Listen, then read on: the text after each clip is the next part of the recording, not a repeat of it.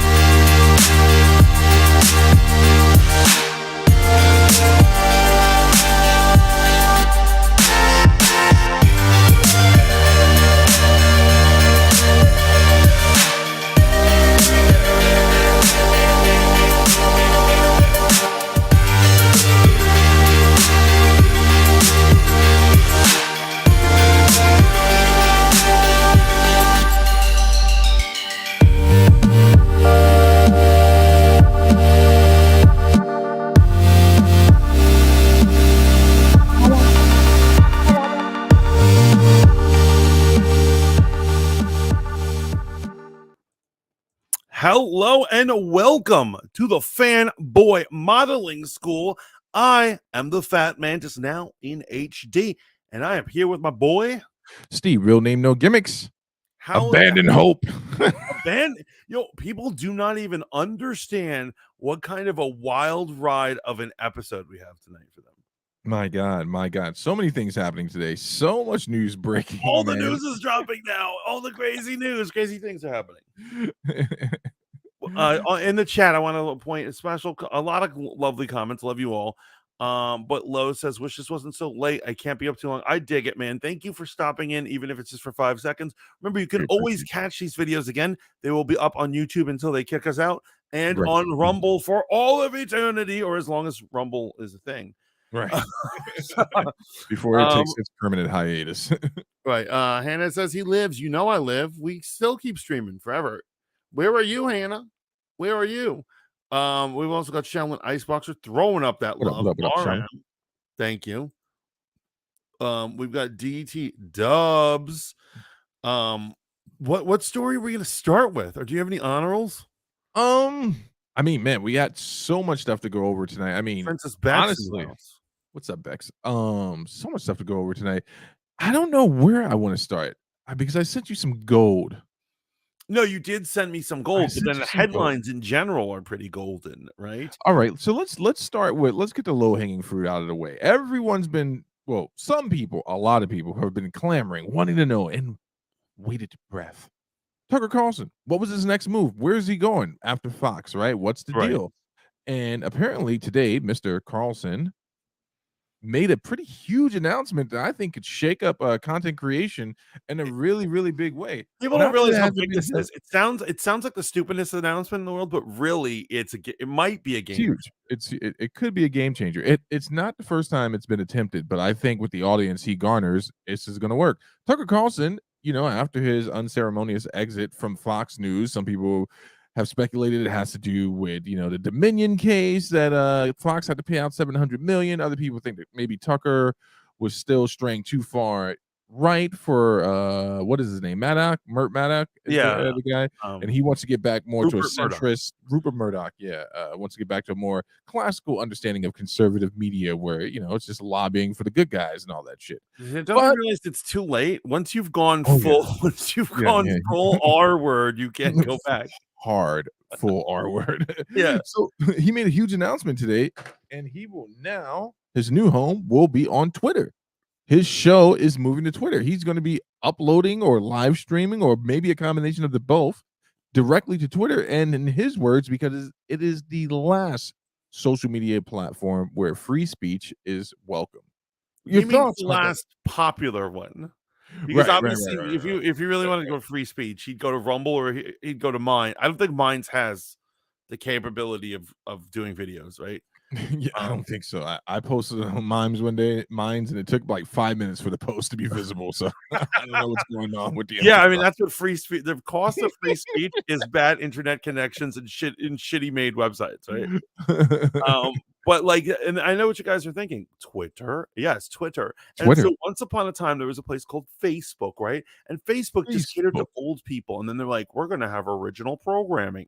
There are people who probably still don't know Facebook had original Yeah, programming until they right, right. canceled it last week. For the Amazon to everyone. But this is Twitter going to a place that it might not have any business going. How do you feel about that? So here's the thing, man. I think that competition in any market is great, right? So obviously, YouTube and Twitch have a stranglehold, and at this point, I think Twitch is still beating YouTube in the live streaming arena. It is the more used brand, I believe, but Twitter getting involved with it creates competition, right? Which maybe takes the death hold of the algorithm on YouTube off everyone's necks, right? If people are able to go somewhere where they can enjoy content without worrying about being censored, shadow banned, according to Elon, I think this could be a big deal, especially if they do it right. So it depends on Tucker Carlson's show.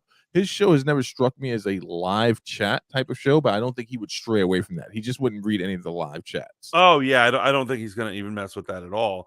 No. But it's just so crazy that like I assume Elon's gonna put a bunch of money into it. I'm sure he's like exclusive rights. He's paying him on the side if they haven't talked about that yet.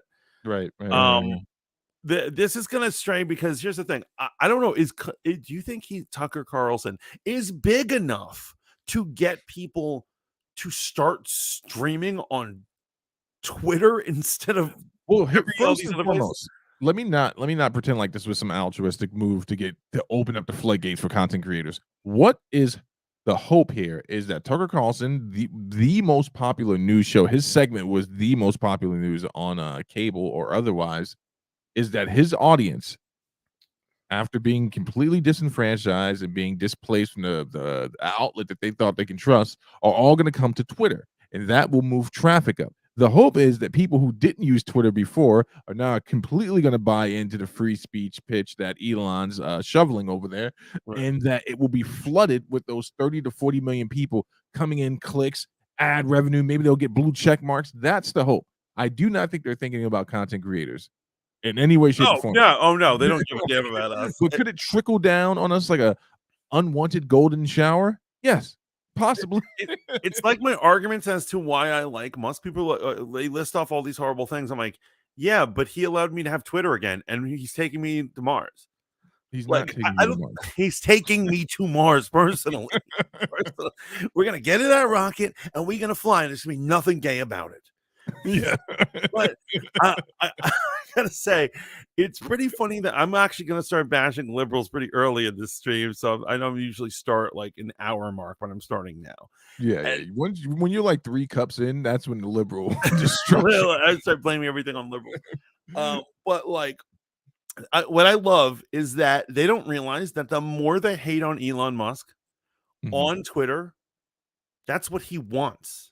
Right. It's almost like was Straight Outta Compton when they come. I think they're going to Chicago, and the church people are burning their albums, and Yeah, yeah, and yeah, some of them yeah, are like, yeah, "No, yeah, you can't burn our albums." And Easy E goes, "I don't care. They paid for them shits." yeah. Do whatever they want with it. And so that's the whole thing. People don't understand, and that's what this is gonna do. That Right. like this is gonna bring traffic. It doesn't matter if it's negative or positive to Twitter, and he's gonna remain in the game. This is keeping Elon important. No, no, no. I absolutely agree. Again, man, like there's no better way to surmise this than the fact that a juggernaut in media is moving over to this realm, right? And he is bringing with it the narrative, and this is what he's pushing. You can no longer trust these outlets. You can't trust these outlets for a reliable, honest debate, discourse, or the news, or even representation of facts. That's what he's pitching. And again, to belabor the point, people who love Tucker Carlson are already extremely excited. It is a great symbiotic relationship. It drives the nail home. The only problem is now it depends on what type of guy Elon is, right? If he's a dualist, right? If he's one of these people who's like, hey, we got one of the most prolific voices for the right over here, who's now pitching himself as an independent, thinker, independent media. Good God, could you imagine if Elon goes full dualist and says we have to get someone from their side over here too, and But he who? brings Jada Pinkett over? No. Oh my god, that would. Oh my god, has he not learned about messing with these bitches, like these crazy bitches? When he was, about that whole thing with Eliza Blue. Yeah, yeah, yeah, yeah, Yeah, yeah. where he was like, yeah. Anyway, but Yeah. Dub says views. You can't ask for Views, anything man. more. It's gonna bring a different type of market that hasn't been present on Twitter, man. I would love for them to add a go live button. I want someone to really commit to being a competitor to YouTube other than just Rumble. Rumble, thank you for what you started. Mixer, thank you for the attempt. Twitch is just as bad as YouTube, depending on who's monitoring the algorithm or Oh what yeah. hamster they got in front of the camera that day. But if we can actually get Twitter to become an all-encompassing platform The where old you show, can the go, super app, a super yeah, where you can go live, post all that stuff. It's all good stuff, man. And maybe we'll see more content. I hear a bunch of people from Spoon are going to be looking for a new place to go here pretty shortly. So hey, maybe yeah. think about keeping an eye on fucking Twitter Spaces. Yeah, absolutely. And you know what else this is? This is a blow against television. We Oh, all knew 100%. cable. We all knew cable was going away. We absolutely knew that. This is just further evidence that it's happening. Where cable news guys, popular ones, not weirdos, but popular Mhm. ones, are Right. saying, fuck cable news. I'm just going to go to Twitter and do my thing there. Yeah, could you imagine if your grandmother moves over, the old people move over to Twitter to like consume their news and their content, like people like Breaking Point, which is a great show, has great representation for conservative and progressive views. Of course, if this works, the Young Turks are going to get over there. I think they're pretty well established on the platforms they're on, Twitch and YouTube, and their own personal website. So yeah, and then some people were really questioning why Tucker didn't go over to Rumble, and I think for the same exact reason that we've been saying, he wants to be somewhere where the sun shines bright, right? And Yes. Twitter is a great space where that sun is really shining. Like, That's this is that great. that is the problem. Because here's the thing, he had admitted he had a sit down with Rumble. He actually met with Rumble. Right. But that's the problem. You have to be taking a chance to go to Rumble. And I gotta hand it to you. I'm gonna give it to Steven Crowder, man. He's the fact that he didn't take the Daily Wire money and he's just like, I'm gonna do it alone on Rumble. Yeah. Godspeed, man. Because I work with this app and I love the app and concept, but it has a lot of problems. Oh, it's got a lot of problems. Speaking of which, let me go check on the Rumble. Oh, All yes, check right. Rumble fans, we love you so much. Keep using that. Keep using that app. So, that's that, man. So here's what I'm happy didn't happen. I'm happy he didn't take a bag from the Daily Wire. I'm happy he didn't go to Kroger, even though they wouldn't have been in the consideration for this. Like, this is really a big move in regards to media, in regards to news reporting. I want to see where he takes this whole thing, what type of content he's going to be bringing to the platform now that he's unhinged and unrestricted, right? I want to see what's going to happen. I'm Oh, also yeah, terrified. that's what we all want from all our favorite content creators. We just want them unleashed, Right, right. unadulterated, thrown in a cage, and like, tell us what you really think. Yeah. 100%. 100%. I, Did I, you I, want this is amazing. I know there's a lot of haters, Carl. A lot of Tucker Carlson haters, particularly in our fandom. right. And I'm not necessarily defending him, but I am saying he does great content. He's an amazing speaker. Yeah, he's a great orator. Yeah, even when he's saying something I hate, I'm like, but he's saying it so well. Yeah, actually, would you mind putting up the video so we can watch it? It's only 3 minutes. Want to give the people a chance to Tucker Carlson's hair doesn't move, by the way. It's like a helmet or some type Yeah, of they animal that they do it crawls good. on top of him. They do it good. It just slithers up there, Yeah. perches on his head and fills his brain with the words he needs to say. I mean, we all wish we had that hair that doesn't move. What the fuck? I'm sorry. Go ahead, Everything's fine, guys. I'm not old manning right now. Sounded like it. I'm fine. I know technology good. Blammo. Let's get this big screen and crank up the volume and go. Tucker Carlson. You often hear people say the news is full of lies, but most of the time that's not exactly right. Much of what you see on television or read the New York Times is in fact true in the literal sense. It could pass one of the media's own fact checks. Lawyers would be willing to sign off on it. In fact, they may have. But that doesn't make it true. It's not true. At the most basic level, the news you consume is a lie of the stealthiest and most insidious kind. Wow. Have been withheld on purpose, along with proportion and perspective. You are being manipulated. How does that work? Let's see. If I tell you that a man has been unjustly arrested for armed robbery, that is not, strictly speaking, a lie. He may have been framed. At this point, there's been no trial, so no one can really say. But if I don't mention the fact that the same man has been arrested for the same crime 6 times before, am I really informing you? No, I'm not. Wait, pause it real quick. Sheldon says, F this guy. Why can't he take all that money and just disappear? And so, do you know you know what his middle name is? Tucker Carlson? No, what is it? It's Swanson, and that's because it was on his mother's side. Uh-huh. He's an heir to the Swanson billions of dollars. Swanson, who makes frozen foods.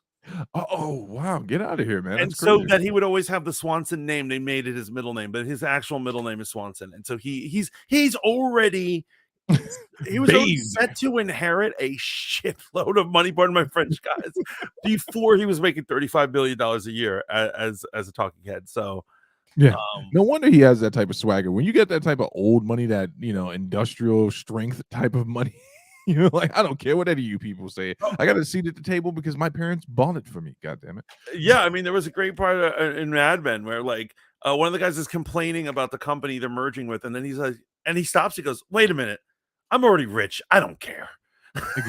Exactly. Roll that bean footage. In every story that matters, every day of the week, every week of the year. What's it like to work in a system like that? After more than 30 years in the middle of it, we could tell you stories. The best you can hope for in the news business at this point is the freedom to tell the fullest truth that you can. But there are always limits. And you know that if you bump up against those limits often enough, you will be fired for it. That's not a guess, it's guaranteed. Right. Every person who works in English language media understands. I would also say I think he also knows how to laugh at himself, which is a rare trait with a conservative talking head. And I think that's pretty cool. Yeah, so there's something weird happened today, right before the show, man. There was a stream on YouTube, and I don't know if it's still up, that says Tucker Carlson, and it was him talking to some young person, I assume, unless this shit was edited on the spot live, about the impact of culture. And one of the arguments that Tucker's always made is that, and I think Candace makes this argument as well, is that conservatives need to take a better foothold in popular culture, right, to influence things. So Tucker Carlson is not a slouch when it comes to this, man. He's been fired from many positions from many different networks over the years, but when he landed there, and with the perfect alchemy of the Trump administration and all the shenanigans, he really came into his own. You're right, because he actually started when he was much younger in CNN, and he actually didn't go to great heights there. They just considered him a mediocre newsman. Correct. But you're right. You know what it is? His swagger, it can only give conservative opinions. Like, he would never work out his show concept in like any leftist form. No, and it's funny because when he was on CNN, he was more of a libertarian back then, like stay off my yard type of guy. But yeah, man, it's going to be interesting to see with the scale of the set. So one of the things that is public knowledge is when the bug was going on and we were all in the house, he no longer desired going to New York or wherever the Fox studio was where he was doing his regular show. So Fox built him a studio in his home. So not on top of having old money and this new money he's accruing, he has a working functional studio right in his home to broadcast from. And it's going to be interesting to see how often he goes live or how much content he puts up, what the topics are going to be. This is going to be, especially going into like 24 election. This is going to be an all-out onslaught, man, because if he can't be controlled, right, and he's just saying what he perceives to be the truth, on a constant basis, examining things, he could stir up the pot in a real way. My guess is a lot of conservative people, a lot of conservative politicians are going to be looking for ways to get into Tucker's good grace. And the smear campaign from Fox is amazing. So right now they're caught up, Fox and Tucker, in a potential lawsuit over who was in breach of contract first. And Fox is obviously alleging that Tucker is in breach, but Tucker actually has a stronger case, this from my understanding, because it was actually Fox who breached contract first by releasing, stuff that wasn't supposed to be released to the masses. Absolutely. So that's crazy. So not only is he doing this, but he actually is taking on a large conglomerate right now. So we'll see what happens, bro. Yeah, I mean, power to the people, right? BT Dub says, I can't wait to see YouTube do bad in the near future once all the creators find a better platform. I'm telling you, there needs to be a mega here. It's slowly happening, but I think Berlin is correct. I think that YouTube will. It's going to Absolutely. take a while, but it will not hold all the purse strings forever. Well, your channel is a perfect example of that. Real quick, I just want to shout out the 7 people who are watching over on Rumble. If it's the same 7 people that are over on YouTube, I love you just the same. Even if you're different or the same, I love you all. Like Let's a real just get a love. love train going on here. Little back It's, what? Unsolicited? unsolicited. He got that fuck you money. Yeah, he's got that fuck you money. I could smell the old money from here. Lady, hello, Laney. Oh, welcome to the stream. Well, everyone's like, what's up, Laney? What's up? What up? Okay. Let's see what Tucker's got for us. Stands that the rule of what you can't say defines everything. Welcome in. It's filthy, really, and it's utterly corrupting. You can't have a free society if people aren't allowed to say what they think is true. Speech is the fundamental prerequisite for democracy. That's why it's enshrined in the first of our constitutional amendments.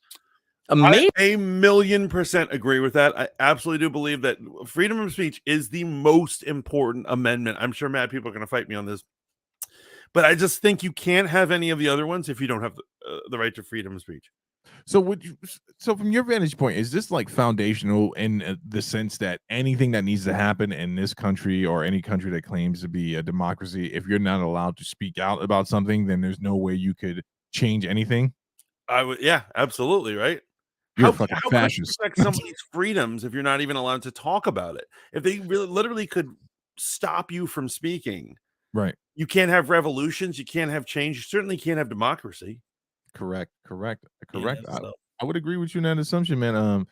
Again, though, I think there's some clear pressing dangers that we have to deal with as well, free speech. But what does it matter? We can all speak more freely when the earth is completely scorched and devoid of any usable resources. Continue. Because I do agree with Elon Musk, as he said the other day in the interview, when somebody's like, well, they're like, you want all free speech on Twitter? What about the misinformation? And he's like, well, what is misinformation? Misinformation to one person is not to another. It's all subjective. Here we go. I know Steve hates subjective arguments. So here we go. Here's the one thing though, but at some point though, even misinformation, I'm okay with it being on the platform because it as long as it's out in the public, it can be scrutinized and proven wrong. This is where you and I differ. Misinformation, like anything, any argument needs to be scrutinized, and it's either wrong or it's right. Right. And that's why we can't shove these people back into the friggin' catacombs in which they thrive. Did you know the uptick in joining membership for groups like the NEELT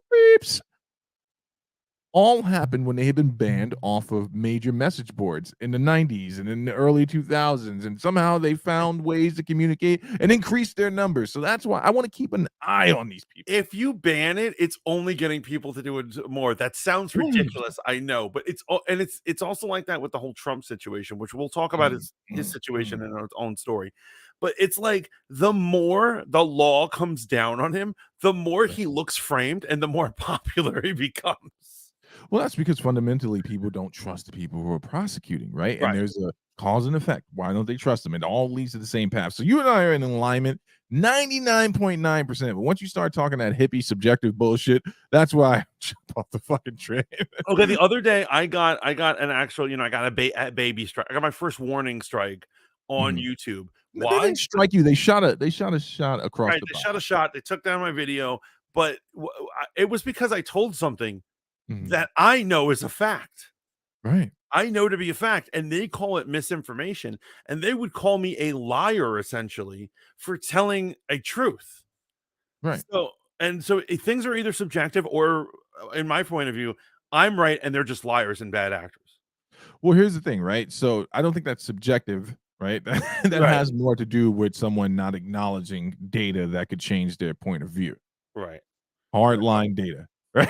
Well, what about this one? You're making more of an argument of like you're trying to expose the woeful or willing ignorance of a party that's just like no.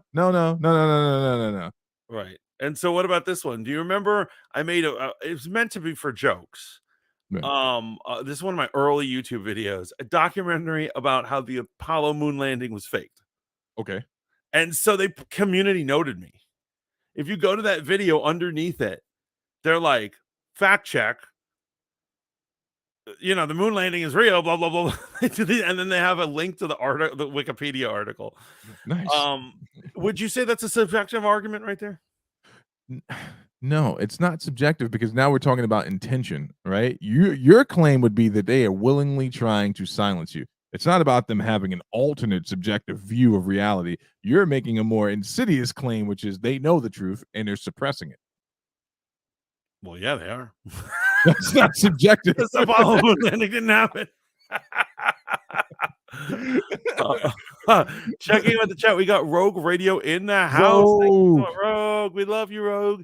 Wait, can I just say something? I'm very excited about the notion of conspiracy, your conspiracy show with Rogue Radio on Rumble. I think that's going to be a hit, man. It's going to be amazing that we're freedom of speech. We can say anything, Rogue. The next episode of the Rogue Conspiracy Hour is going to be amazing. Yes.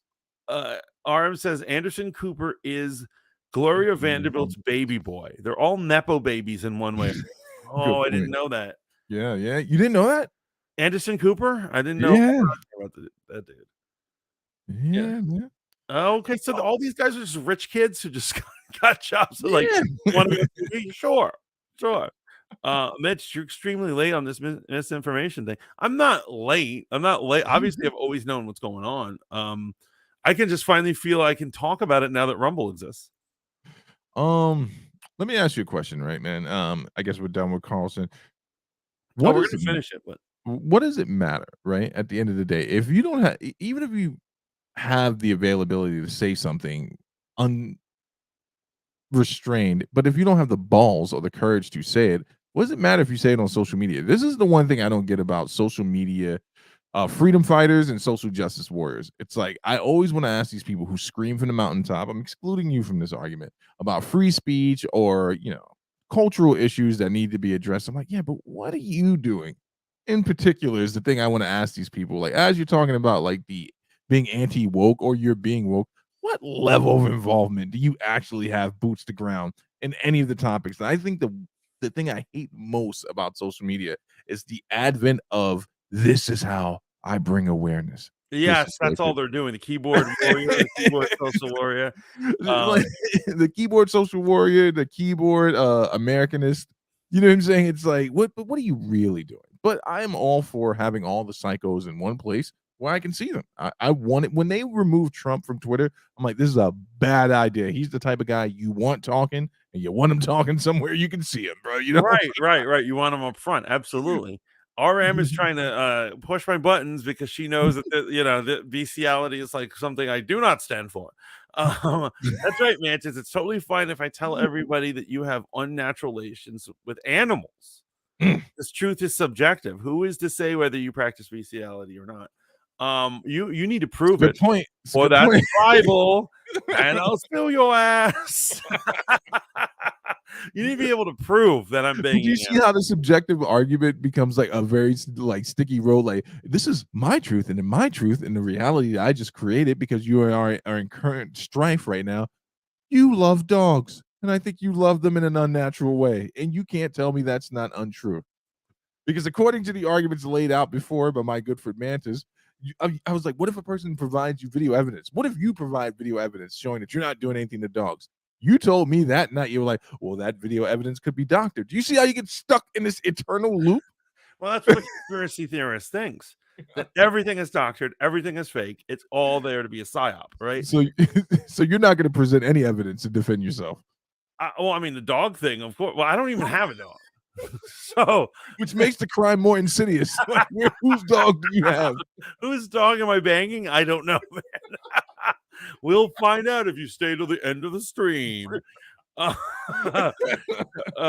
He'll make his announcement on May 18th on Spoon. If you want to, yes, on May 16th. No, May 18th, where no one will be able to access the truth anymore. They've been doing this since the Obama presidency, says BT Dubs. Yeah, I know. I just, I didn't jump on that because I didn't hate on Obama. I liked Obama. shit. It's not a race, beloved. Right. Uh, the government is 100% trying to quiet us. You kidding? I feel the love, says Rogue Radio. Road Radio, much love extended. Not everyone needs that voice on social media. That's right. That's right. Um, Some people you remember that movie Devil's Advocate with Keanu Reeves and Al oh yeah, Pacino? that's a classic. I'd say that's a modern classic, right? That's definitely a modern classic. Do you remember towards the end where Keanu finally figures out that his dad is Al Pacino and Al Pacino is Satan? Spoiler alert. Yeah. There's a moment where Al Pacino's character has this great monologue about the monotony and just how mundane humans are. And he's like, he almost predicts the advent of social media. He's like, and then you give people a way to share everything about themselves where you you glorify even the most dull personalities and make them think they're special. Like, that's the problem with social media, but you still have a right to say what you want to say. Now, here's the sticky thing, right? Even with Tucker Carlson going there, obviously there are already alt-right people on Twitter. There's Al-Qaeda's on Twitter. ISIS is on Twitter. I don't know if their accounts were ever banned or if they've been banned yet. What do you think will happen when the social media strife starts to really amp up with Tucker there, right? Like, I just feel like it's going to be more than it was before. I'm here for it, but like if it's a live chat, you're going to have all types in there saying all types of crazy things. Yeah, that's probably why he's not going to field chat. I can't imagine him. Only poor people field chat. That's why you and me do it. Because we haven't been made. But if you see these bigger streamers, they don't even bother saying hi to people. I know it's like 80,000 comments flying through it. And they're like, whatever. I'm reading super chats only. Right, exactly. So I will tell you this. Social media is going to literally result in our destruction. Right. I really do think we're headed in a trajectory where it will be unsustainable and we will destroy ourselves because of social media. However, it is what it is. In the name of free speech. In the name of free speech, I guess this has to happen. All right, let's finish off with Granddaddy Tucker. Hello, Dragon Dragon Lady. Lady. Amazingly, as of tonight, there aren't many platforms left that allow free speech.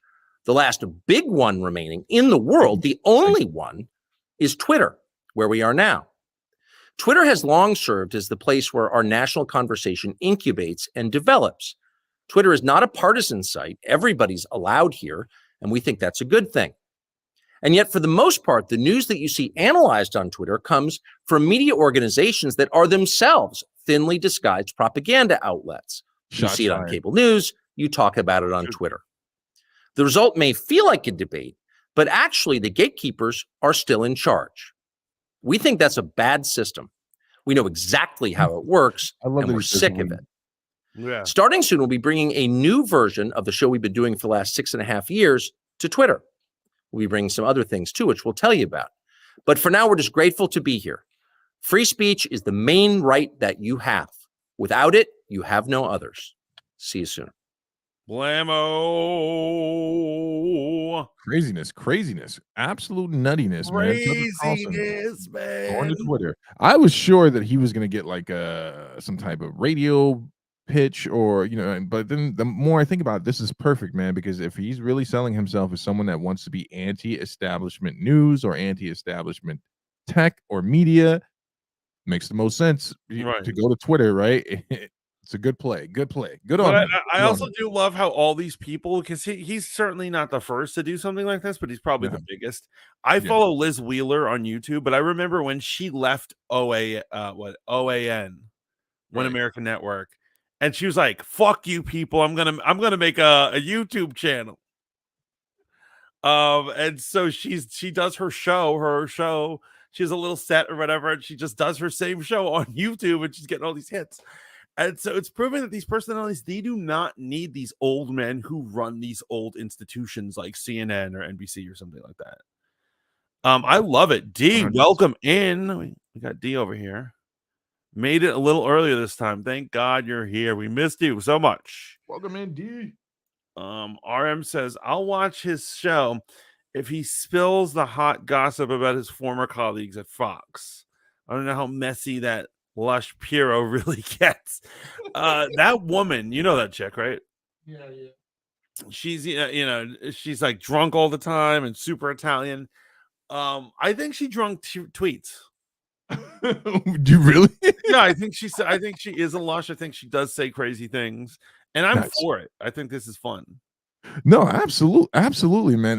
Let the anarchy reign, right? Let it rain. Just want to see the world burn. The world is a more colorful place with these people. What would we have? What would we, It's interesting though, man, because we've been plugging away at this for years, right? And but in a way, it makes me happy to see someone stick it to like big tech in this way. I'm not what you would call a huge Tucker supporter.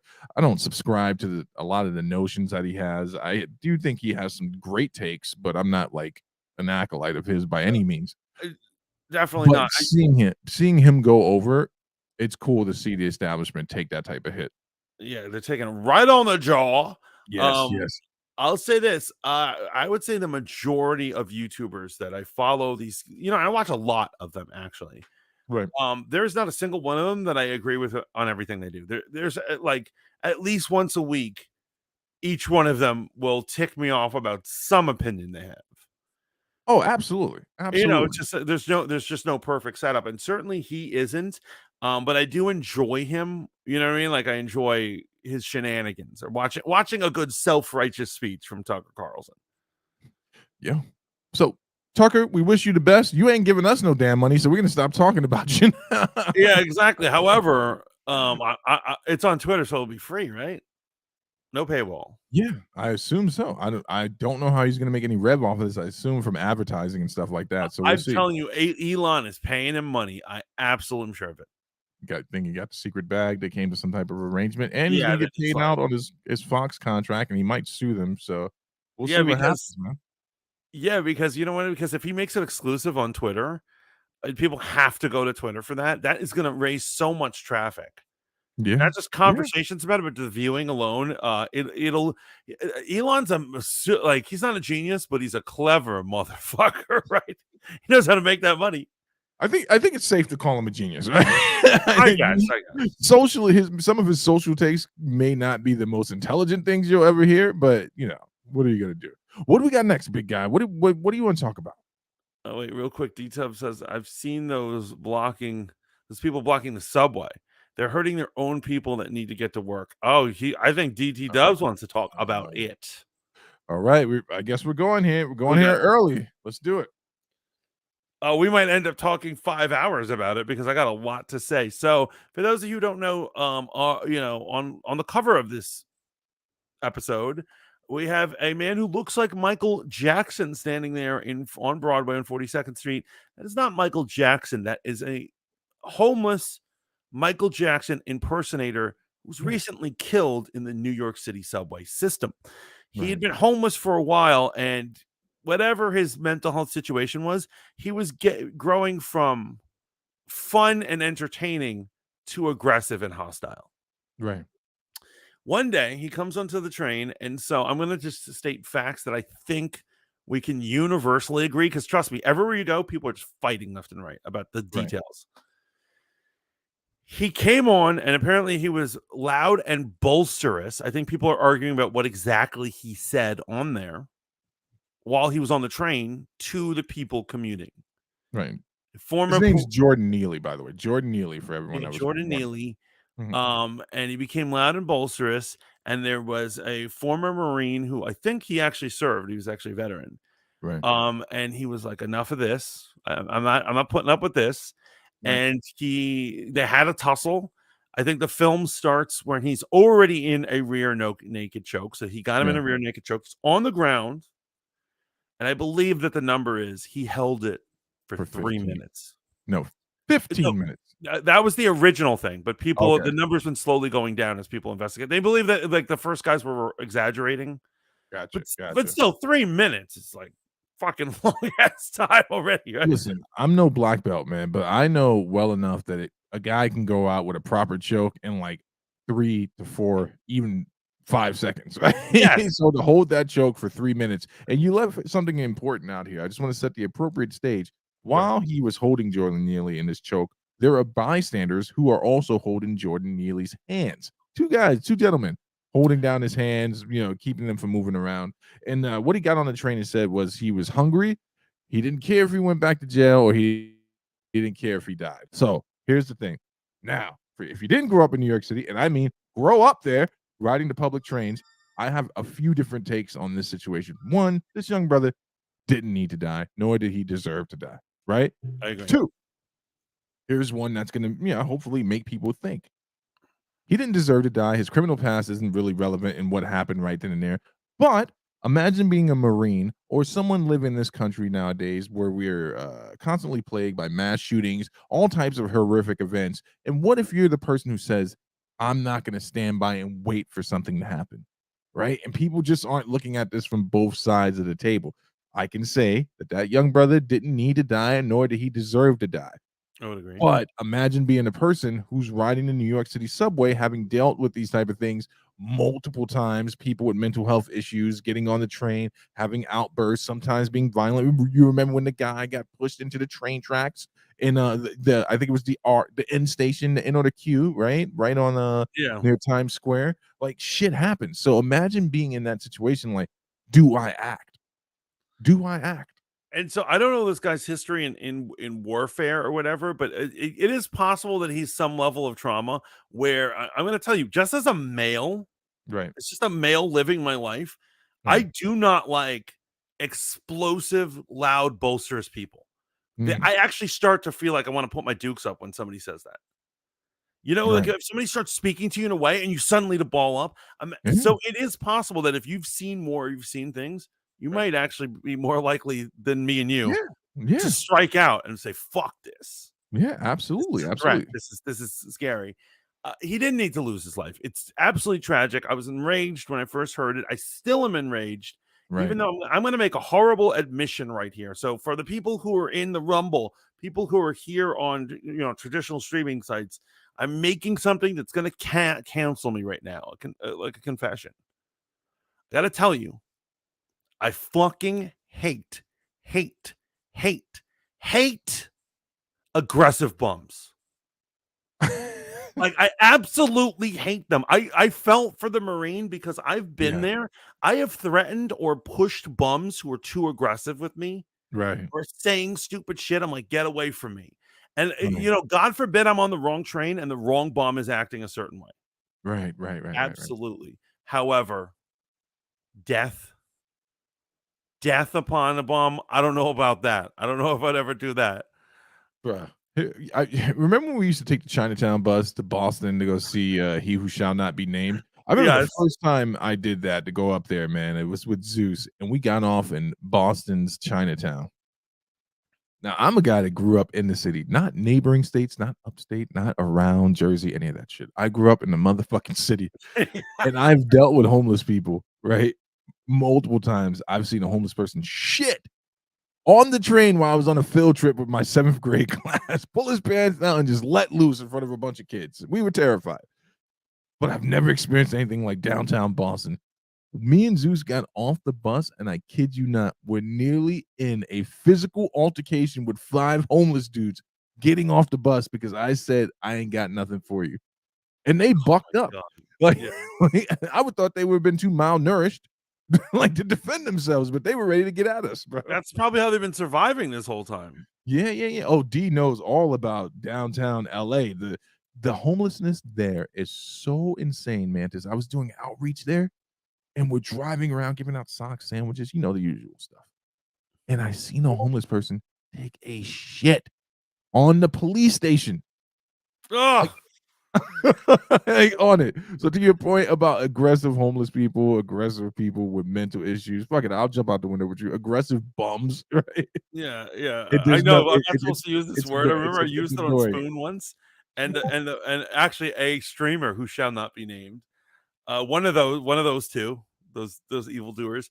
Said she's like they're not bums, they're displaced. I said what?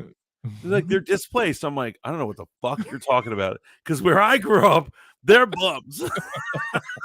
Yeah, it's just, you just keep it a buck. I'm with Mantis on this, man. Like, yeah, I've taken a train with my mom's before, and I had to get out of fucking bum he kept moving closer and closer towards my mother, and I'm not gonna let you do nothing to Mom Dukes. Like, yeah, you might chop my head off, but she's gonna get away. It's true. So that's what I'm saying. There's two sides to this fucking story, Mantis. The young man did not deserve to die, right? But someone who's used to acting in prevention of something horrible happening, that's what people don't want to deal with. Now, to Berlin's point, go ahead, brother. Oh, because you're all right. He is trained to think of the worst case scenario, and he could be like, "What happens if I don't restrain this guy? How bad Right. can this situation get?" Right, right. So it becomes a race issue. But the unfortunate part about that argument is one of the guys helping to restrain him was a man of color. I don't know if he was black. I don't know if he was Dominican. I don't know what he was, but he wasn't white. Right? It wasn't like No, he wasn't. He wasn't. Actually, he looked Haitian to me, but like, I was like, I felt like he was one of my cousins or some shit. But And if anyone's wondering why we're laughing, it's not because we're laughing at the death. It's just like, man, there have been a bunch of mass shootings. A guy got strangled on the train, right? Tucker Carlson's going to Twitter, and Grace Randolph lost 1,000 fans. Society is falling apart. well, It's she going typically puts her foot in her mouth and causes that for herself. But yo, it's crazy. It is absolutely nuts. It's Yeah. absolutely nuts. And so after his death, they do a protest, and like these damn hippies jump into the train tracks. Amazing. Amazing. I couldn't believe they actually stopped the train. Like the train actually stopped for them. Because you Wait, you realize how what are you bad that saying? could have been. Wait, what are you saying? You're saying I'm saying that go through them. no, not because of like on purpose. I honestly think that like I wouldn't be surprised if a subway operator was like asleep at the wheel. And they're like, because it's automated when it stops. And Yeah. yeah, so they could have slept through it and just mowed through all those damn protesters. Oh man, you're a sick bastard. Not that I think that's cool. I am giggling, but it's the deal with the trauma. So they managed to cause a lot of traffic that day. They inconvenienced a great deal of people, but what do you think? Do you think it's a worthy cause? What are you thinking there, man?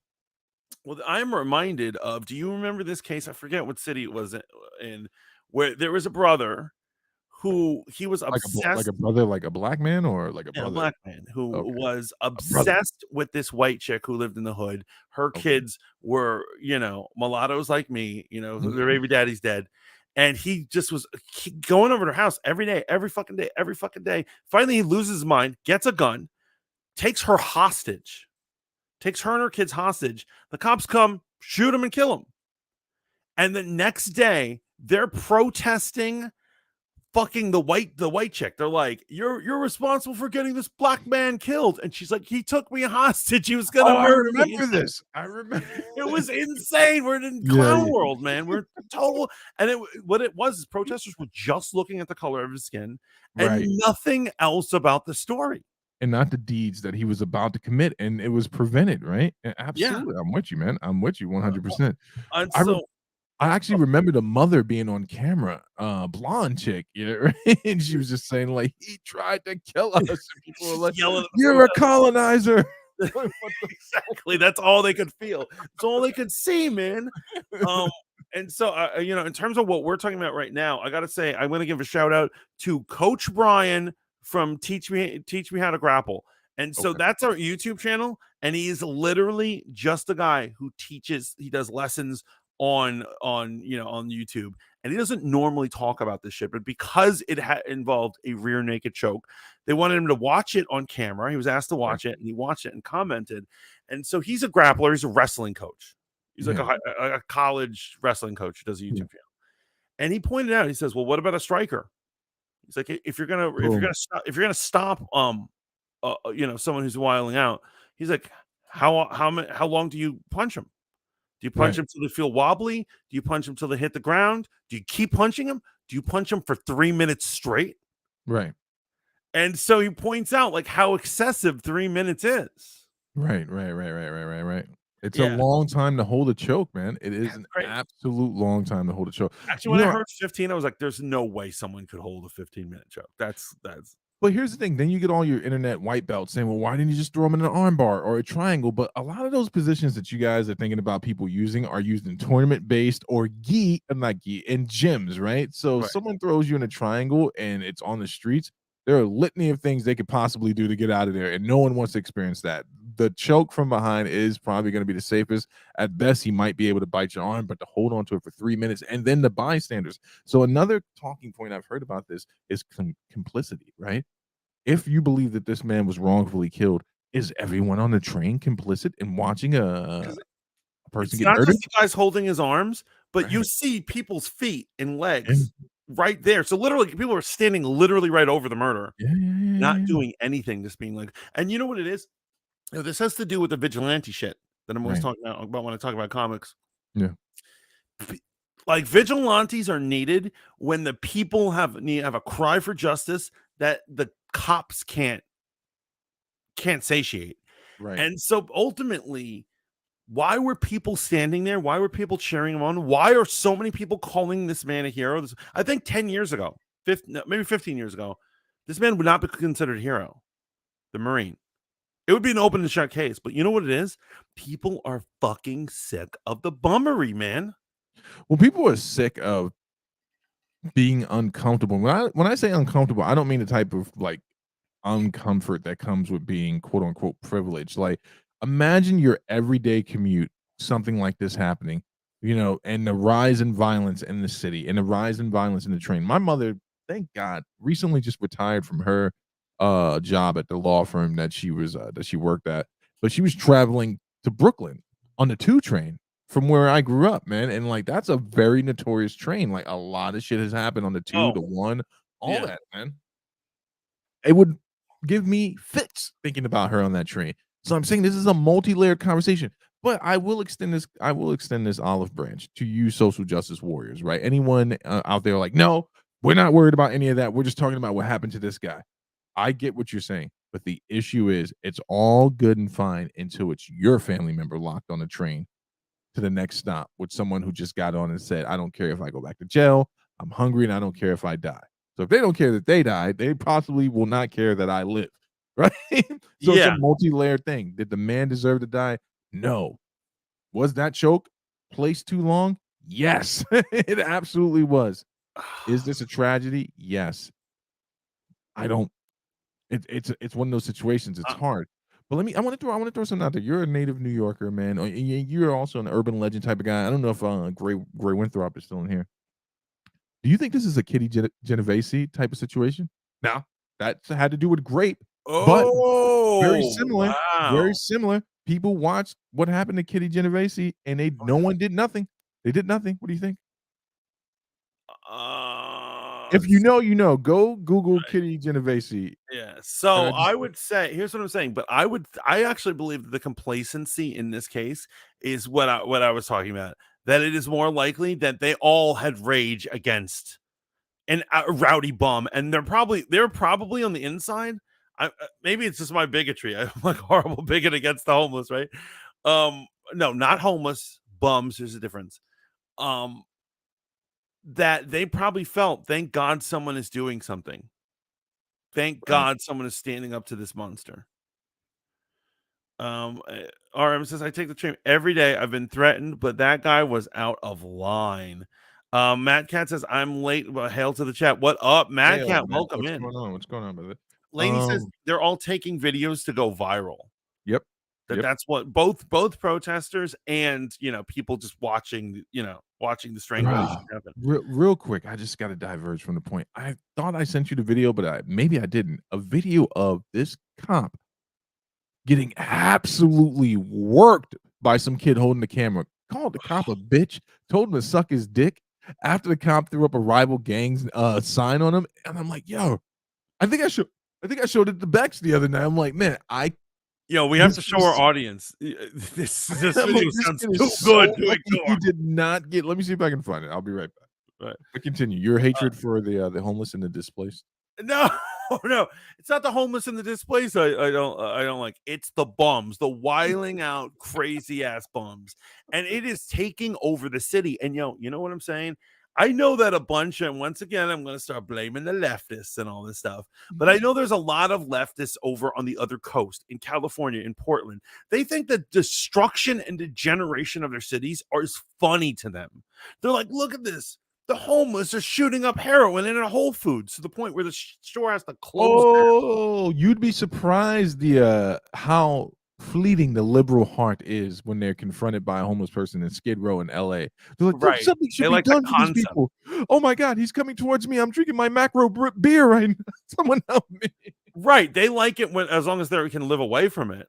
Right. Right. Like, I bet you all those protesters do not. I actually wonder if those protesters in the subway were actually New Yorkers or what neighbor. I question what neighborhood these assholes are from. You know what? They're probably so wealthy they don't even ride the train.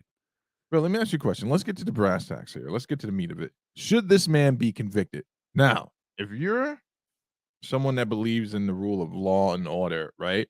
Do you think charges should be brought against him? Should there be a formal investigation?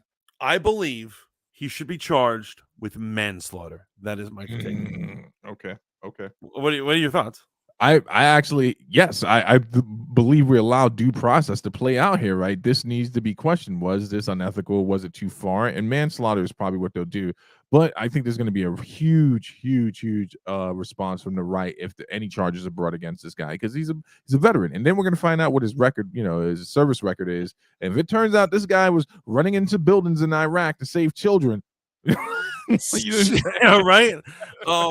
And so another thing that's going down is, like, you realize that this case, it's important that we talk about it because it's going to destroy New York. As a matter of fact, in the description of this episode, Right. I said Jordan Neely's subway murder, is tearing New York City apart, and it is, because here's what I'm saying: if they don't do any charges, people will riot.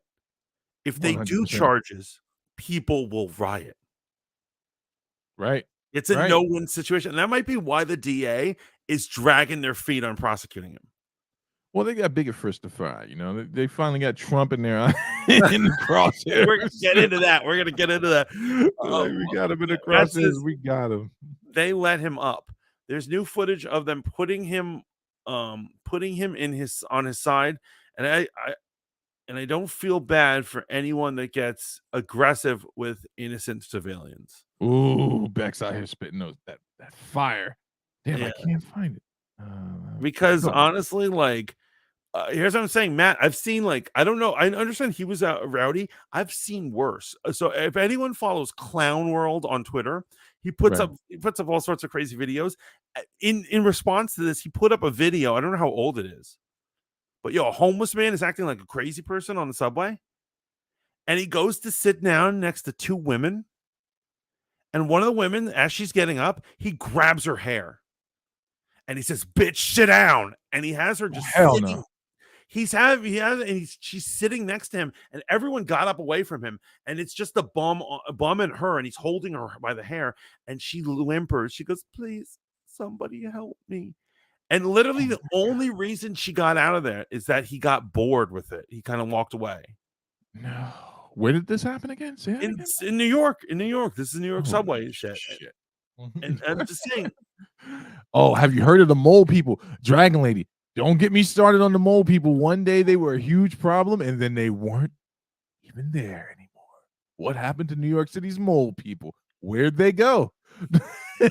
That's definitely for a road conspiracy, however, because I've got thoughts. I've actually got thoughts. Where did the mole people go? Hey, I just sent you the link if you want to just lighten the mood for a second here and just see some real restraint. New York has become a cesspool of depravity. I absolutely agree. Yeah, pretty soon we're gonna be like those bastards in Jersey. No morals. Those animals. Those monsters.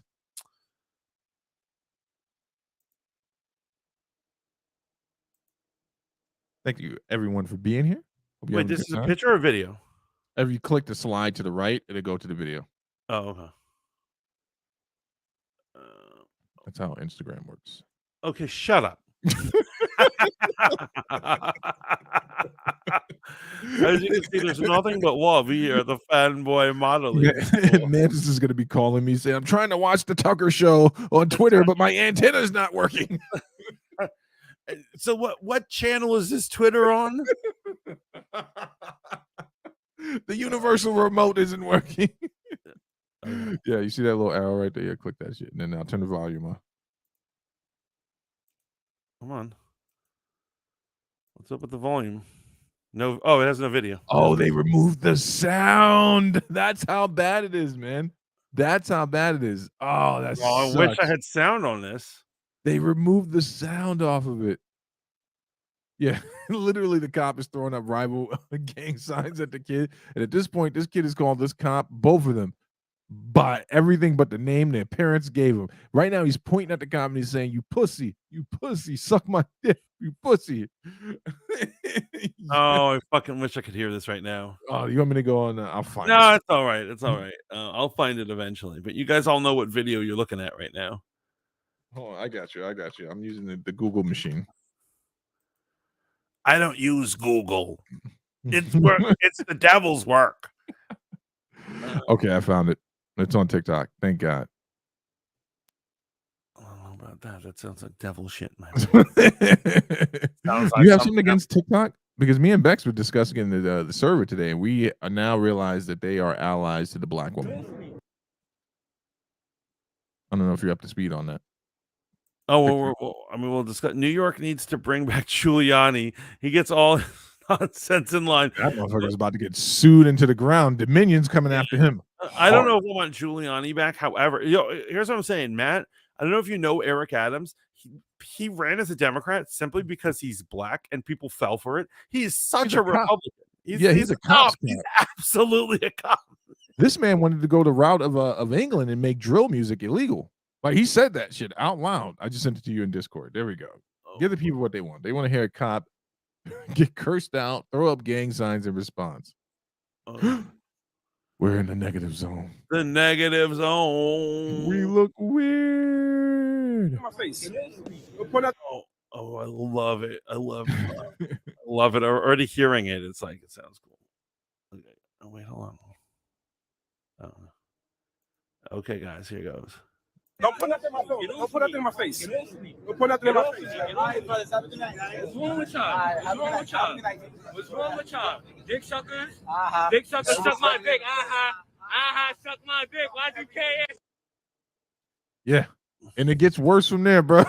It gets worse from there. You realize if this was back in the day, those cops would have those kids in the wagon just beat those motherfuckers would have been stretching before the beatdown. They were going to give those kids. Anyway, back to the tragedy on the train station, man. Listen. Look, we're monsters. We're laughing that the kids are going to get beaten. Yo, well, I mean, some shit's just like, wow, man. You're bringing heat on the neighborhood. You know what I'm saying? But I get it. I get it, man. Everyone has their own subjective truth. And in that young man's world, it's okay to say those things. Wait. I want something to be clear. Here's what I have to explain. I believe in subjective truth, but I also believe in the truth. Here's what it is. What I'm saying is I emote or I have empathy for people who see things differently. Like, some bum who harasses people and beats up old women is like, I'm the hero of the story. Okay, I believe that's possible. That doesn't actually make them the hero. I don't think. Wait. Say that again. So you believe when the bum who attacks women and beats them up says, I'm the hero of the story. You're like, you know what? That could be true. Under what standard is that true? When did you go black pill? When did it happen? I don't think that both. Here's the argument. Here's what I think you're failing to understand. I don't think that both subjective truths are equal. Right. I just think like you shouldn't stamp on someone else's subjective truth. So what you're saying is everyone's entitled to their recollection, their experience. Yes, their own human experience. Right. However, like we have to have law and order. Like, however, those kids in the video should have been beaten. Tomorrow when I go get my breakfast, I'm gonna be like, from my vantage point, this sandwich should be free because you've made enough money, and I think you should start giving me free sandwiches. and I'm going to see how that goes. That is the mentality in California, in Portland. That is literally what these little socialists want. They're like, yo, we know about the Whole Foods thing. We know about everything that happened with Walmart and all this stuff in Portland. And it's all people. The Targets in San Francisco have put all their products behind glass. Yeah, because of all the crime. And I'm telling you, they're socialists and they're champagne socialists. They're champagne socialists. Think it's funny. They're like, ha ha ha ha. Whole Foods was driven out of a neighborhood today. right. The heroin addicts. Fuck you, commie. That's what I'm gonna say to. And all those jobs went right with him. All those people who worked at the Walmarts that were closed in Chicago. Oh, You good?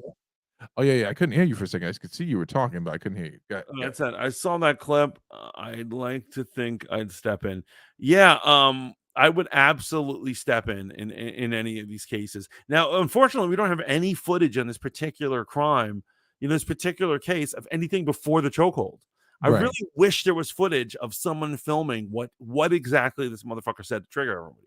So here's something crazy, man. Let's get to the Candace Owens perspective on this. Candace, man, she's nothing but predictable. And the first thing out of her mouth was she obviously lauded the Marine as a hero, and then she said she's tired of crazy people. So you're not alone in thinking people are going to villainize you for calling them bums. She just outright said crazy people because she grew up in Bridgeport, Connecticut. She worked in Manhattan at a portion of her life, so she would have been riding the subways quite often to get to and through.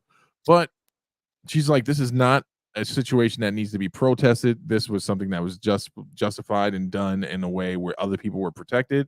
Matt Walsh is saying that this is turning into another George Floyd situation. I'm not seeing it as the same caliber. Like, I don't see how you can make the argument. I don't believe the young man should die, but I don't think this was racially motivated, right? Yes, Unless you've come from the vantage point where Black lives are cheapened in some way, because I was listening to a Star episode, and there have been a lot of strangleholds on the brothers in New York over the years. Like, a lot of brothers died from chokeholds. Oh yeah, but I'm seeing cops doing illegal fucking holds. They're literally told not to do. And cause and effect. Are we looking at the entire conversation?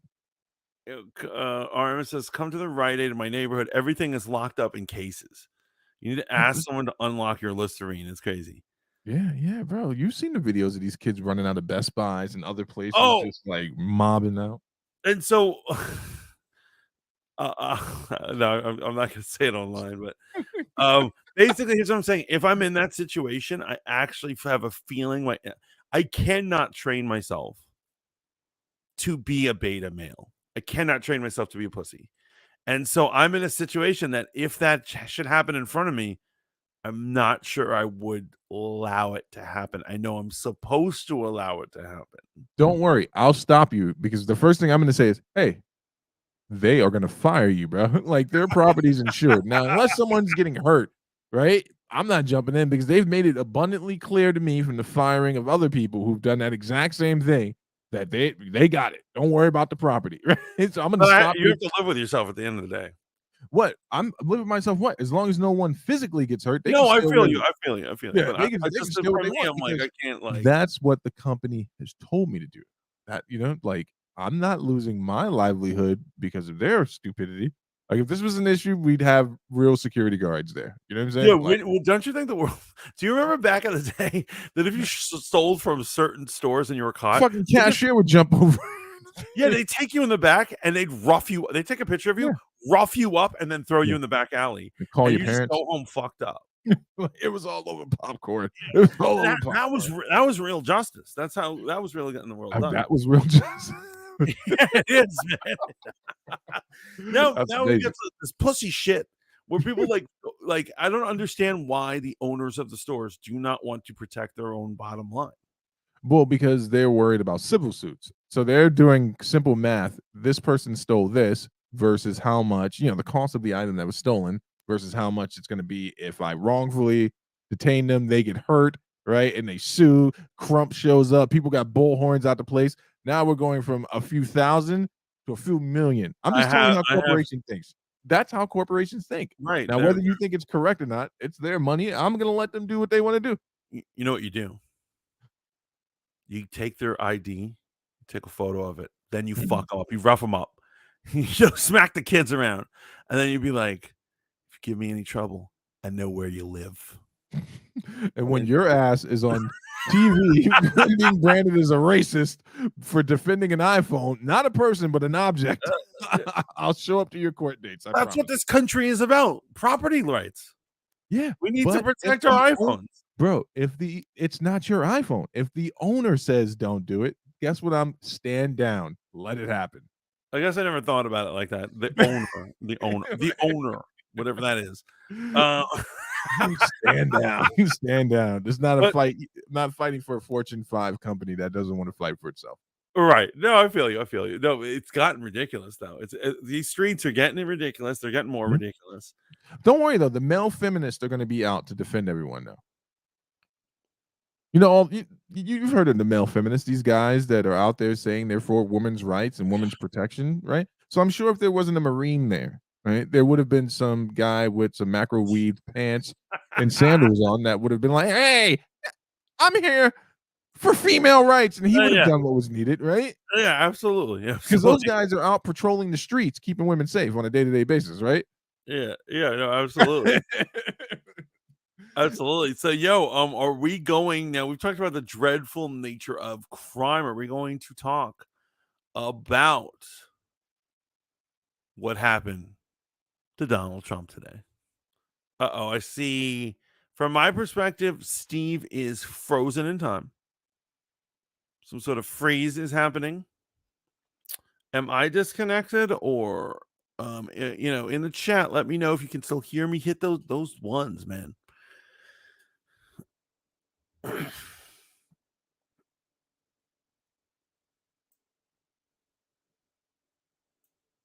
Oh, so you see it. Okay, so he's frozen. Okay, you can see me. I'm all good. Okay. So who knows what happened with Steve? Maybe I should kick him out. Should I kick his ass out? Oh, there we go. He kicked himself out. So this is fanboy modeling school of one. We'll see if he actually can find his way back in this situation.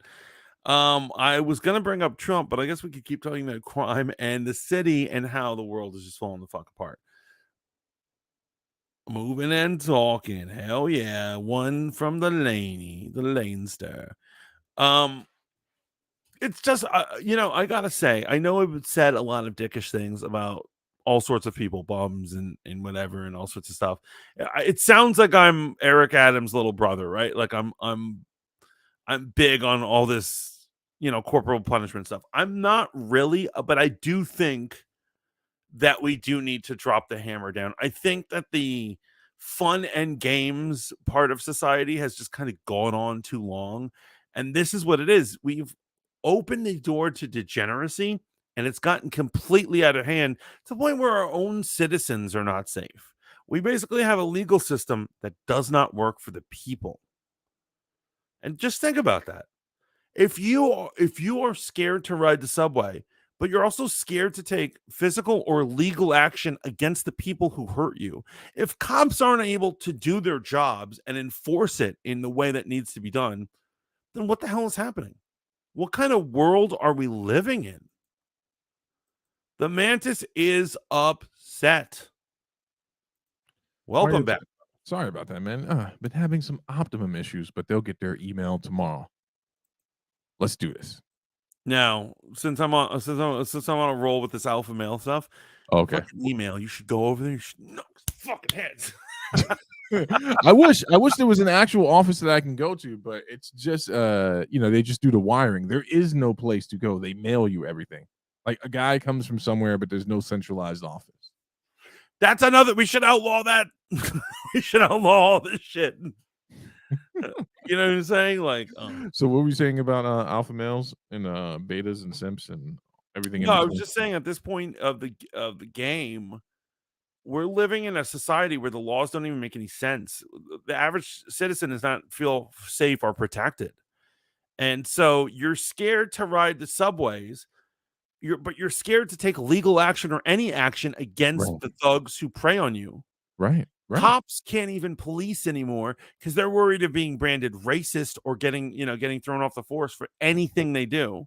Right, and they just what did they lose? RM, what's the name of it? Something immunity where they can now before they couldn't be sued really in New York State, and then they lost it. So I forgot what the name of it is. All right, but how the hell does any of that translate to Big Daddy Trump himself? The man was found liable in a civil suit. Very important that we point that out. This was Right. not And by the way, criminal our proceeding. final comment of our last topic, I love it. RM says we need RoboCop. Word. Wait, do we need old RoboCop or the new RoboCop that had a human hand still? No, fuck new RoboCop. We need RoboCop. Qualified immunity. Yeah, thank you, RM. Thank you, RM. So I'm gonna say this, and like people are gonna like, yeah. I'm sure I'm gonna get booed in the chat.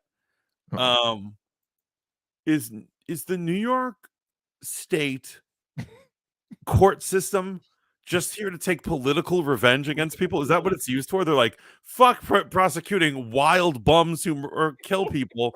Let's just prosecute our political enemies all day, every day. Well, yeah, now it's hitting across a place it never hit before. It was always politically motivated. It's just that the people who felt that political motivation were people who were in our status in life. But now we have people going after, politicians, and namely a politician that they don't want to see reelected.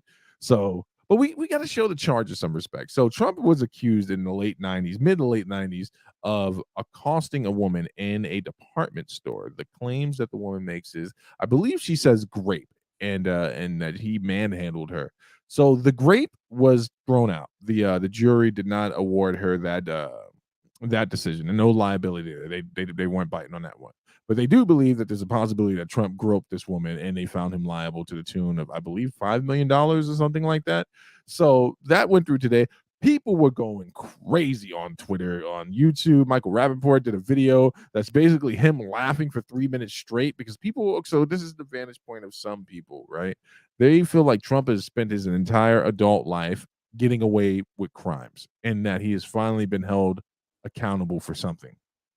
And those people, I think, don't understand how civil suits work. So Trump is now going to appeal this, and we're going to have to deal with this shit for another 6 months. Go ahead. But that's what they do. That's what they do. They're trying to make the civil suit look like it's a court of law. They're right. Like the leftist media is fuzzy with their language to make it look like he just got convicted of grape. And so that is totally uncool to do that. Right. That is absolutely, in my opinion, uncool. So here's what it is. I wasn't part of the jury. I wasn't there. So anything I'm speaking about is just like from what I've seen from the news. But from what I've seen from the news, it doesn't seem like there's a lot of evidence that anything took place. Okay. And so that's why I have to eye roll and I have issue. And was it possible that he was convicted just because the people of New York State don't like the motherfucker? It's very likely. That's why he didn't testify. He didn't testify because he's like, there's no evidence against me. And they're like, it doesn't matter. This is New York State. You can be found guilty of anything here. We don't like you. As long as you're not a bum or a cop, you're liable, motherfucker. Yeah, you are liable.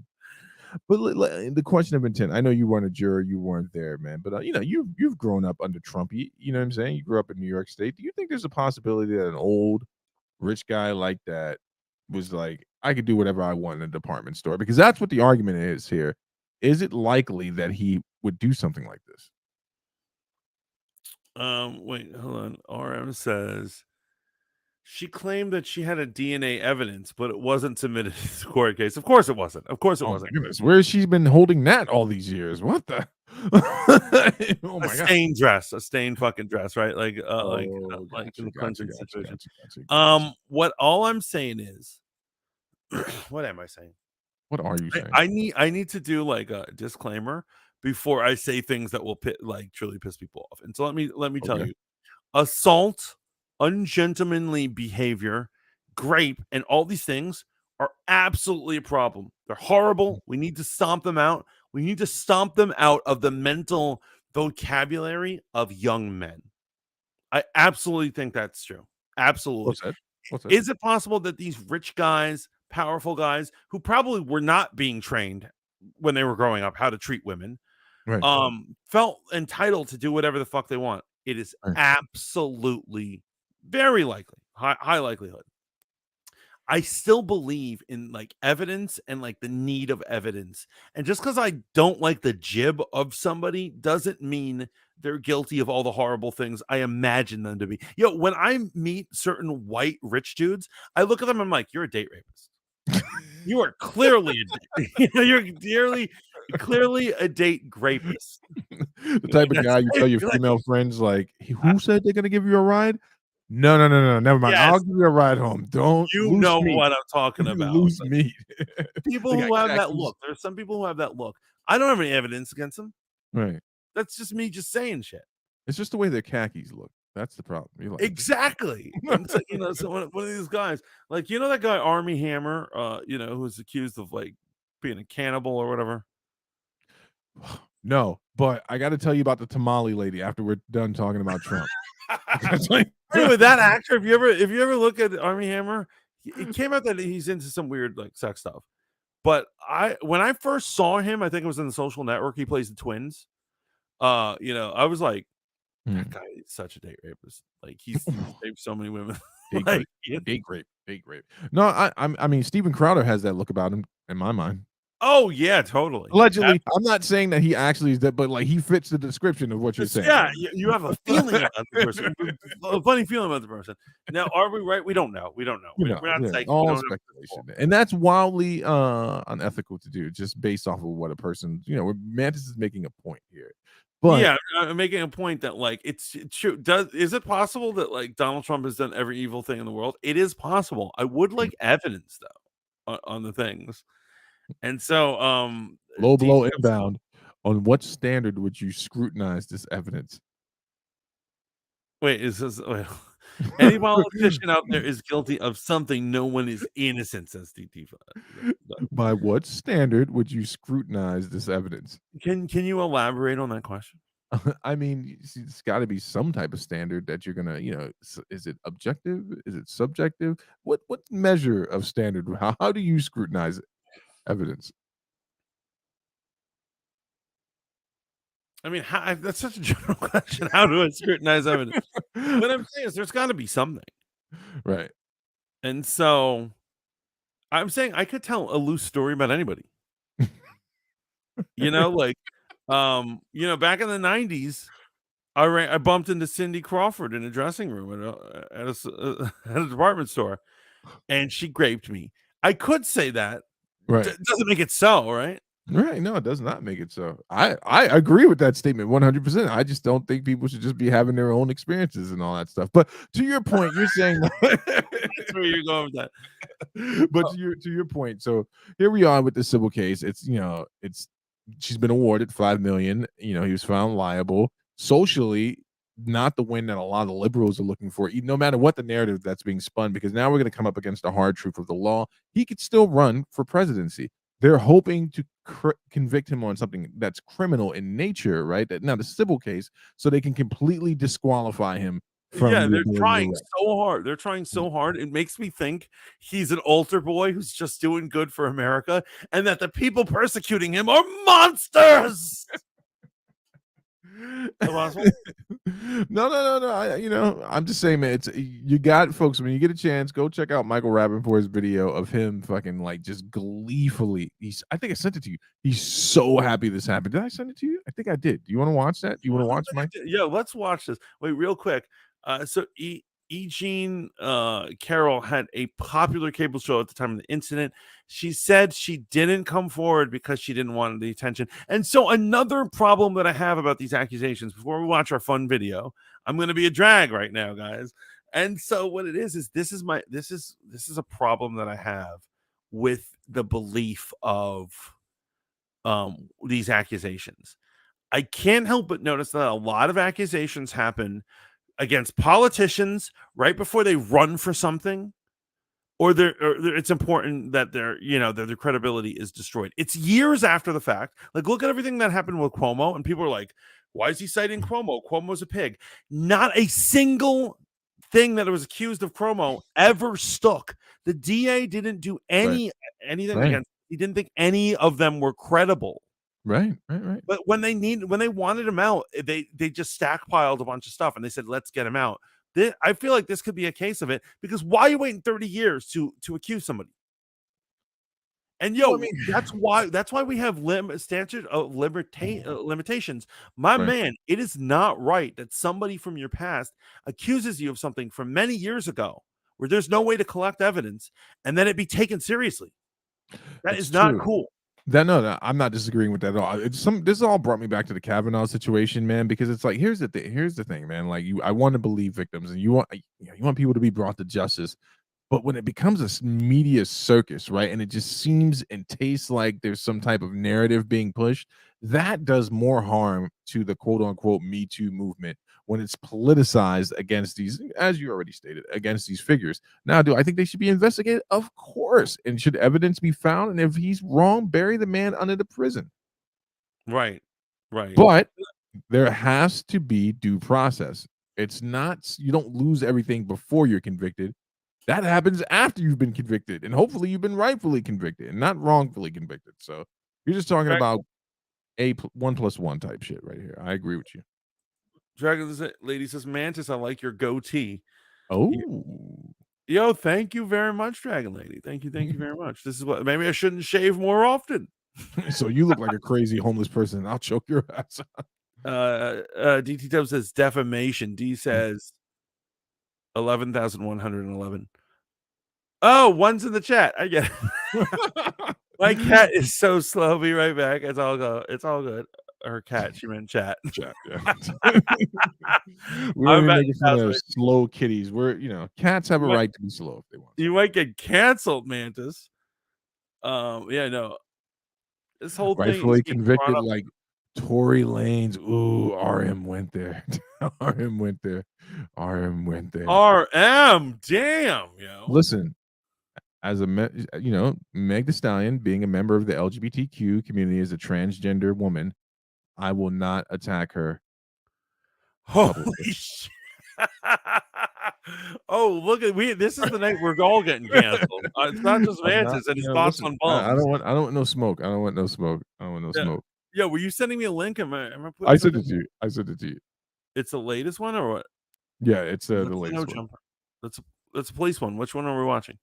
No, I just sent it to you in the private chat. It's underneath. It's the latest link I just. Oh wait, yeah, that's the TikTok of the officers. Oh wait, try it now. There you go. There we go. Bex is shaking her head. Okay. Bex is shaking her head because I have theories about the infiltration of the most valuable commodity, the black woman. Oh, I can't wait to hear this. I have thoughts. I think Meg Thee Stallion is a bot and an NPC planted by the right wing establishment to control black women. What? Yeah, so I know this video may have be inappropriate for some users. Warning, guys, we're warning you. Woo! Oh yeah, baby. Guilty. You're guilty. You're guilty. You've always been guilty, but now we got you found guilty by a jury of your. As if that's possible. It's a civil court. God bless those jurors for standing up to you. E. Jean Carroll, God bless you. Sorry for everything you've been through. You got him. You took him down fair and square in a court of law. Woo! Let's go for the hat trick. I want more. Oh, I want more. Staying Donald Trump, a.k.a. defaming Donald Trump. You got proven guilty on defamation also. Defaming, staying Donald Trump. I want a hat trick. It ain't over, motherfucker. No, I want to get you in Georgia. Remember that I need 12,000 votes. I don't want to get you on January 6th, you riot-causing, insurrection-causing mother. But we got you on this one. And you're from New York. Staying Donald Trump is the Yo, he's saying riot-causing. Oh, wait. Are we losing Steve? He's saying riot-causing motherfucker. You're telling me that every Democratic politician didn't start the summer of love? They're not responsible for that? That politicians, in their words, do start riots. They start rebellions and riots, but like that's what a politician does. That's almost like standard as to what they do. Let's fix this whole thing right now. But it's subjective. I'm not trying to piss anybody off, but or am I? Or is the Mantis your arch enemy? Says RM. But you said the right wing, you mean left. When did I say the wrong wing? Why is Kel so mad? So he stands with Biden. Of course he does. He's super. Oh yeah, Michael Rappaport is super left. He's the left guy. Unfortunately, we do not have my man Steve, the Hold Up TV. He's having some internet problems at his house. But we can still have fun, right? We can still enjoy the stuff. Mantis is going rogue. I'm going rogue. Yeah, throughout the night, man. I'm just this one video is going to be enough to just cancel me forever. D says, how come no one says anything about Biden taking showers with his daughter? Yeah, I would like to point out a double standard. It's utterly crazy. And so like I feel like anything that I say about this thing, about that double standard, is gonna make me look like I'm a Trump supporter. And I don't want you guys to ever think that I voted for Trump. I have never voted for Trump. I will defend a guy when I think they're being mistreated. And I think that Trump has always, since day one of this whole election process, been mistreated. The fact that he is a non-politician and he wormed his way in and he's kind of derailing what the mainstream politicians want to do has just pissed them off, and they're just on an endless rampage against him. And so what the media does is they spark this crazy fuel to tell you it's okay to be obsessed and crazy about Trump.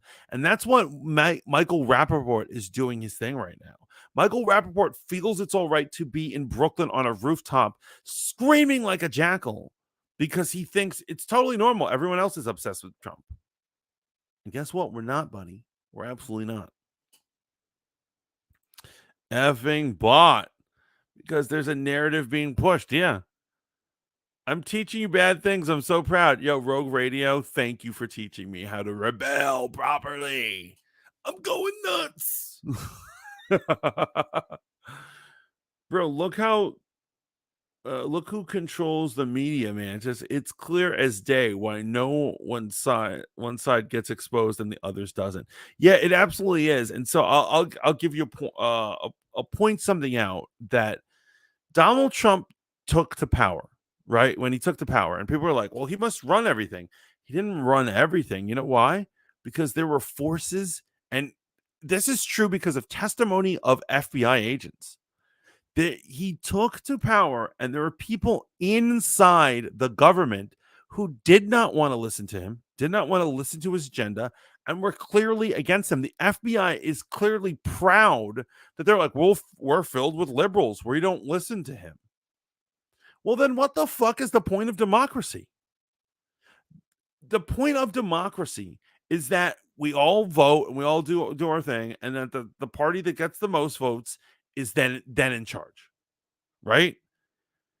But people think that it's okay to usurp a president's power or image or whatever because they don't like him.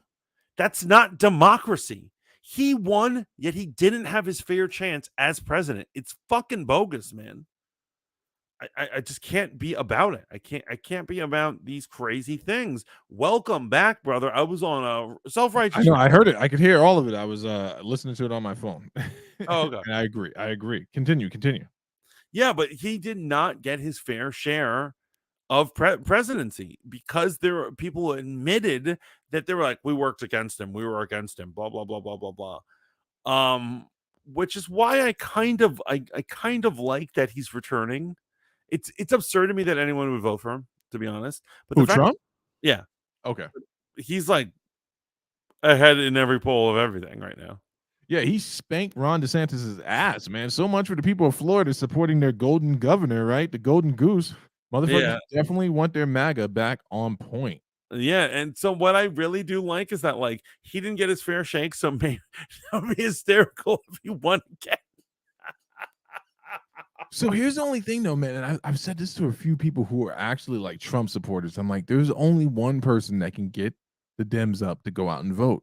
Progressive Dems and everyone in between. It's Trump, man. So what's gonna be different?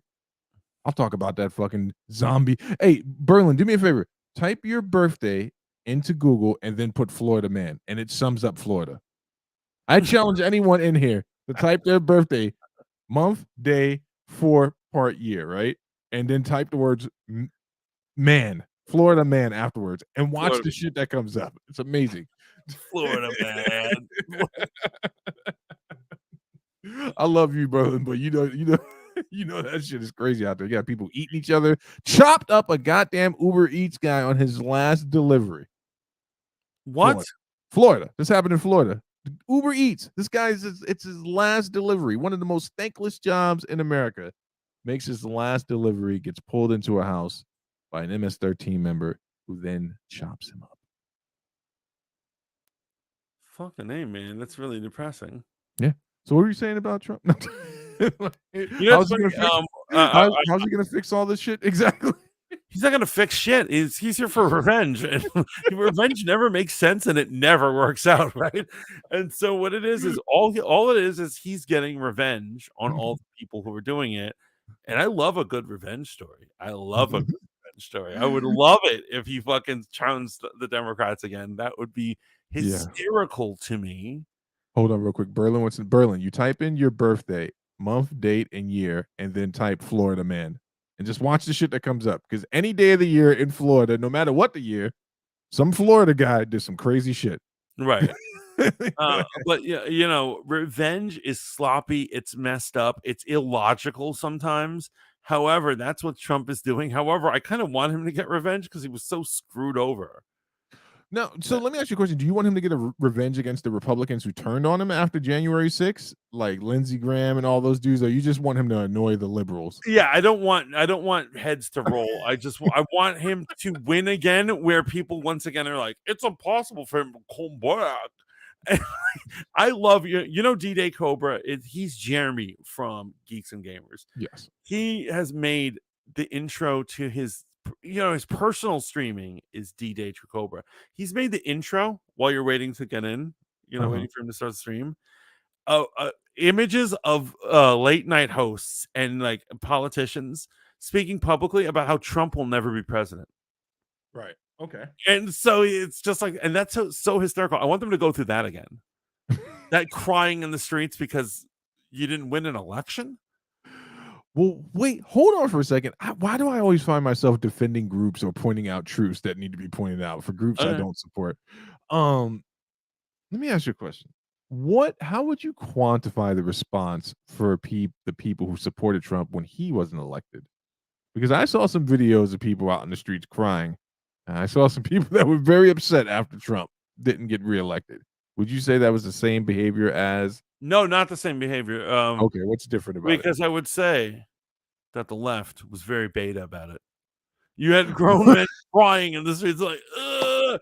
There wasn't any of that. There was anger. Men were angry that Trump did.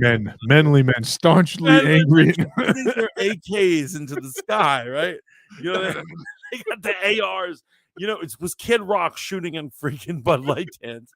But the other one was just a childish rampage of not like conduct yourself, bro. Yeah, it was just a bunch of grannies running through that building. No cops got slammed in the door and damn near beaten to death. Well, that Trump is an idiot. Exactly. But a lot of it was, I mean, we could go on about all this stuff. Well, I don't want to hold you to the fire. Do you think it's weird? It's not. I'm asking you, not what you think personally, but do you think it's weird that conservatives from the alt and to the center of the conservative lane can't make up their mind about what January 6th is? Right? We all saw the same footage. Now, did you think it was a bunch of tourists that ran in there and they were just having a good time? Or did we see the other shit we saw when they were slamming the cop in the door trying to get by? And a woman who got shot in the chest because she didn't understand that federal law officers don't need to give warning shots. What do you think? I'm saying, like, honestly, I've said it a million times. I would be in jail right now if I was one of those security guards, because when the wave of people came, I would have just unloaded my gun. Yeah. Because what it is those guys are lucky they didn't get trampled to death. And here's what it is. I file this as the same shit as the Summer of Love. Right. They are riots. It is a protest that turned into a riot and got out of hand. Right. It wasn't. People are like, it's an attempt to overthrow the government. A bunch of fucking hillbillies, fucking, you know. Wait. There were guys there in tactical gear with zip ties. However, people do that exact same thing at liberal protests. John Boyega actually did that at an L. No. He showed up with some fucking gloves from friggin' Home Depot. No, but he also had body armor and shit like that. Yeah, but that was shit tourists. These guys had functional body armor. I'm just saying my point is that a lot of people. That's not a coup. That is not a coup. A coup.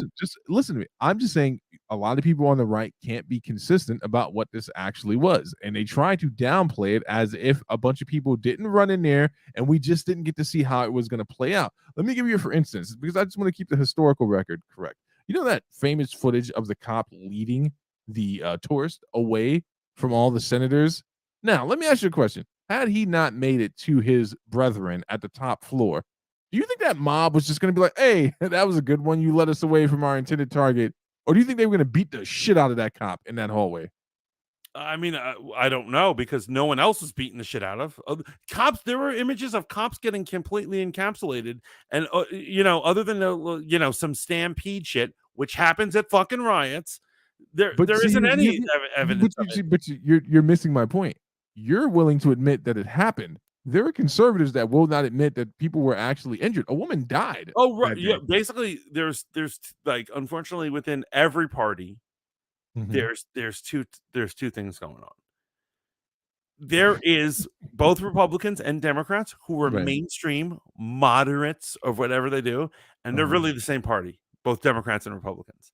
They're mainstayers, and their argument is January 6th was a horrible, wild fucking.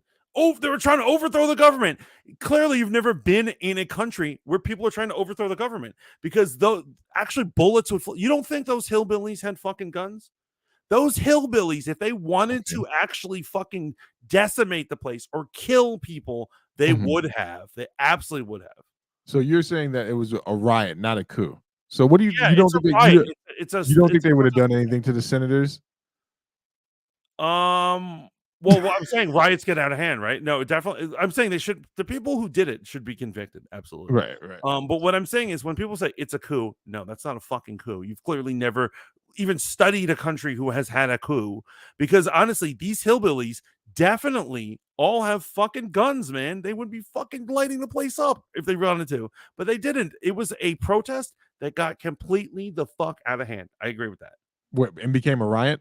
It became a riot. Yeah, it was a total riot. It was a riot. You need to arrest these people. You need to put them down. Absolutely. So the interesting part about it is the reason I always like to hold people to the fire. I don't give a shit. I'm not vested in the fucking Republican Party. I knew it was a fucking riot, and I knew they would have beat that cop to death.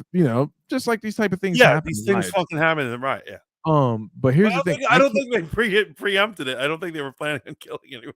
Well, no, all it takes is someone to instigate the situation. Right. One guy starts kicking him, and then everyone starts kicking him. No. Well, it depends on who you think the instigator is. And this is the question that you call them middle of the road Republicans and Democrats, and they're all just in this symbiotic relationship.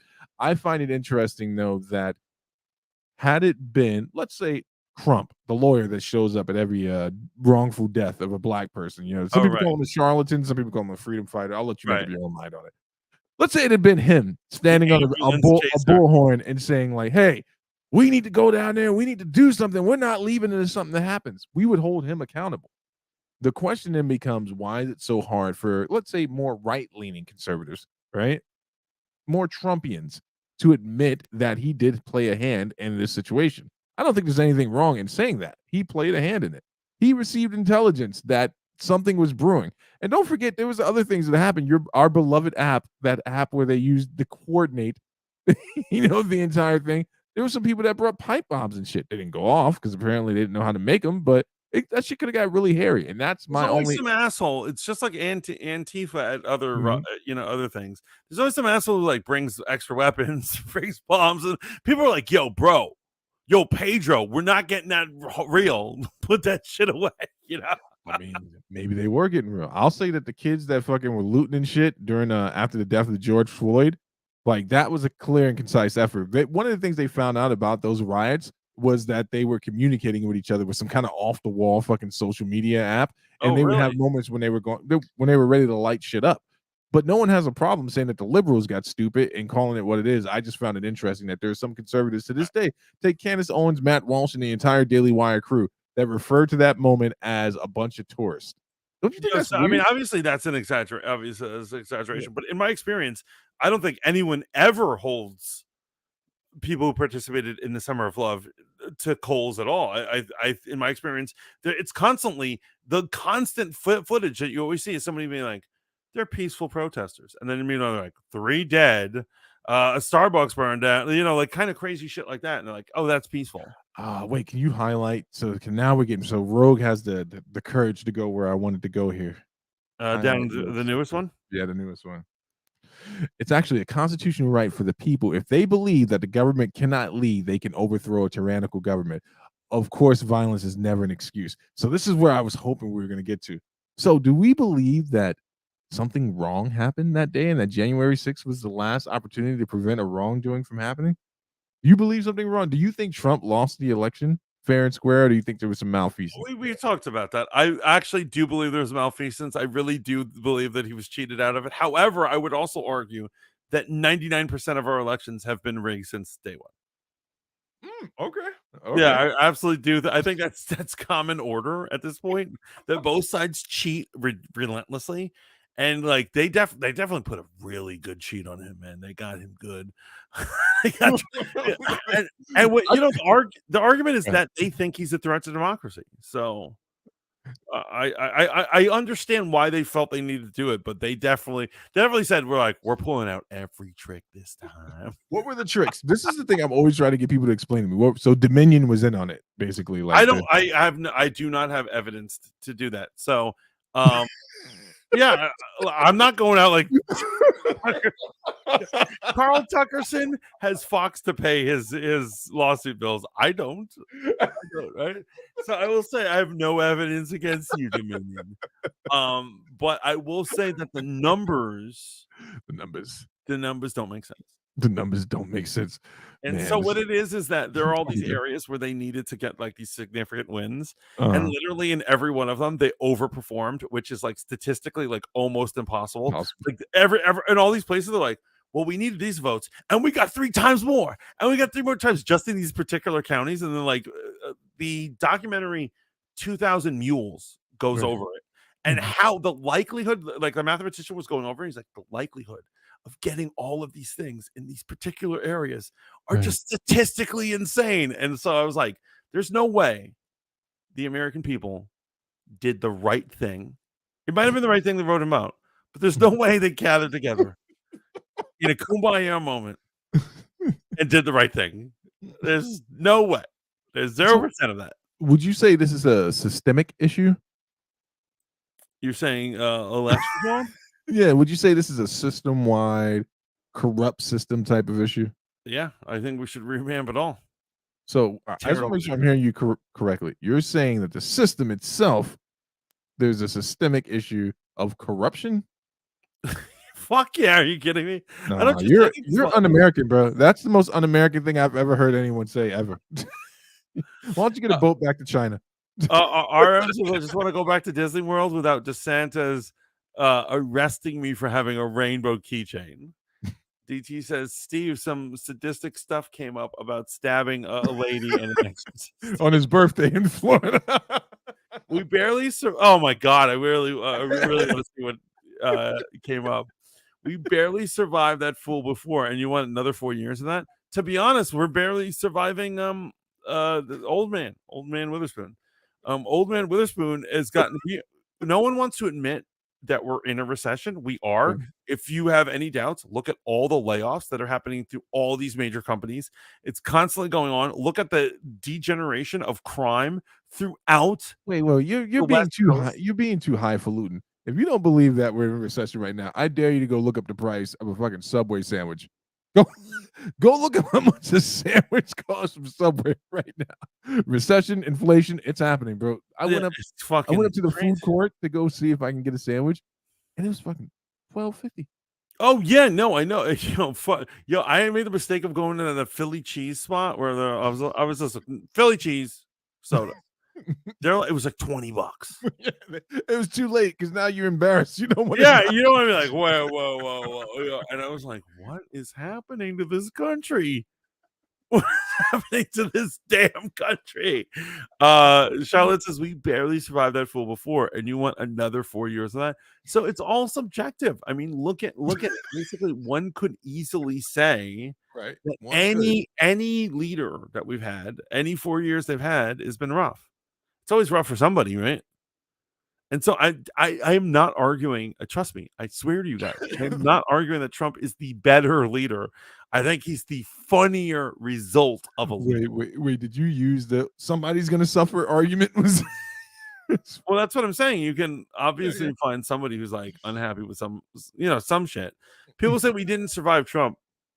I think I felt like I survived him. Like you, I'll say this, man. When Trump was in office, when he was the first year, first 2 years, I was in a different tax bracket, as you know, back then, and I benefited from some of the things that he rolled out regarding the tax, and I was just like, "Well, this is a strange place for me to be in because I benefited from this. I hit that mark, and I didn't feel guilty about it at all." Now, do I think he was the best president? No, right? Do I think he was the worst president? Absolutely not. When I hear people call him evil, then I'm like, obviously you've only grown up with first world problems. You've never heard of people like Idi Amin, Saddam Hussein, right? You never heard of like true dictators that have the ability to snatch the life right out of you. In fact, I was watching an interesting video about Korea today. North Korea is the bad part, right? And it was three grown men. This is all a family, three grown men and a woman and her daughter. And they tried to break into, like, when the door opened for the Japanese consulate, they tried to run in there because once they're on the Japanese side, they can't pursue. The three cowardly beta men who were probably feminists made it, and they left the wife and the daughter. And so the fate of the wife and the daughter most likely is that the child will grow up like Bane in prison, and the mother will either be executed or imprisoned for her entire life. When you experience those levels of evil, then I want you to come back to America and tell me how this guy is a dictator. Because even though I'm not a Trump supporter, there's a lot of shit that comes out of his mouth that's wild. You can't be fucking saying he's the most evil person on earth. Like, that's the shit that makes the libs look crazy. Like, on the world stage, people are looking at this and they're like, yeah, he's a fucking idiot, just like Boris Johnson was an idiot, but he's not chopping people up for saying things that he doesn't like, right? Thank you for saying this because, like, I thought I was the only one who's like defending that situation, but you're right, and that's how I look at gratitude. Like the first thing I think about when I'm like praying to God in the morning about like surviving the night, Right? is like I'm like I am so thank you God for letting me live in a land where there's peace here and there isn't war and there isn't famine and there isn't like lack of drinking water and like shit like that. And so, if you really think about it in terms of leaders, he certainly isn't the worst person ever. I mean, I survived his 4 years. Like, there wasn't a chance where I was like, I can't afford to eat because of Trump.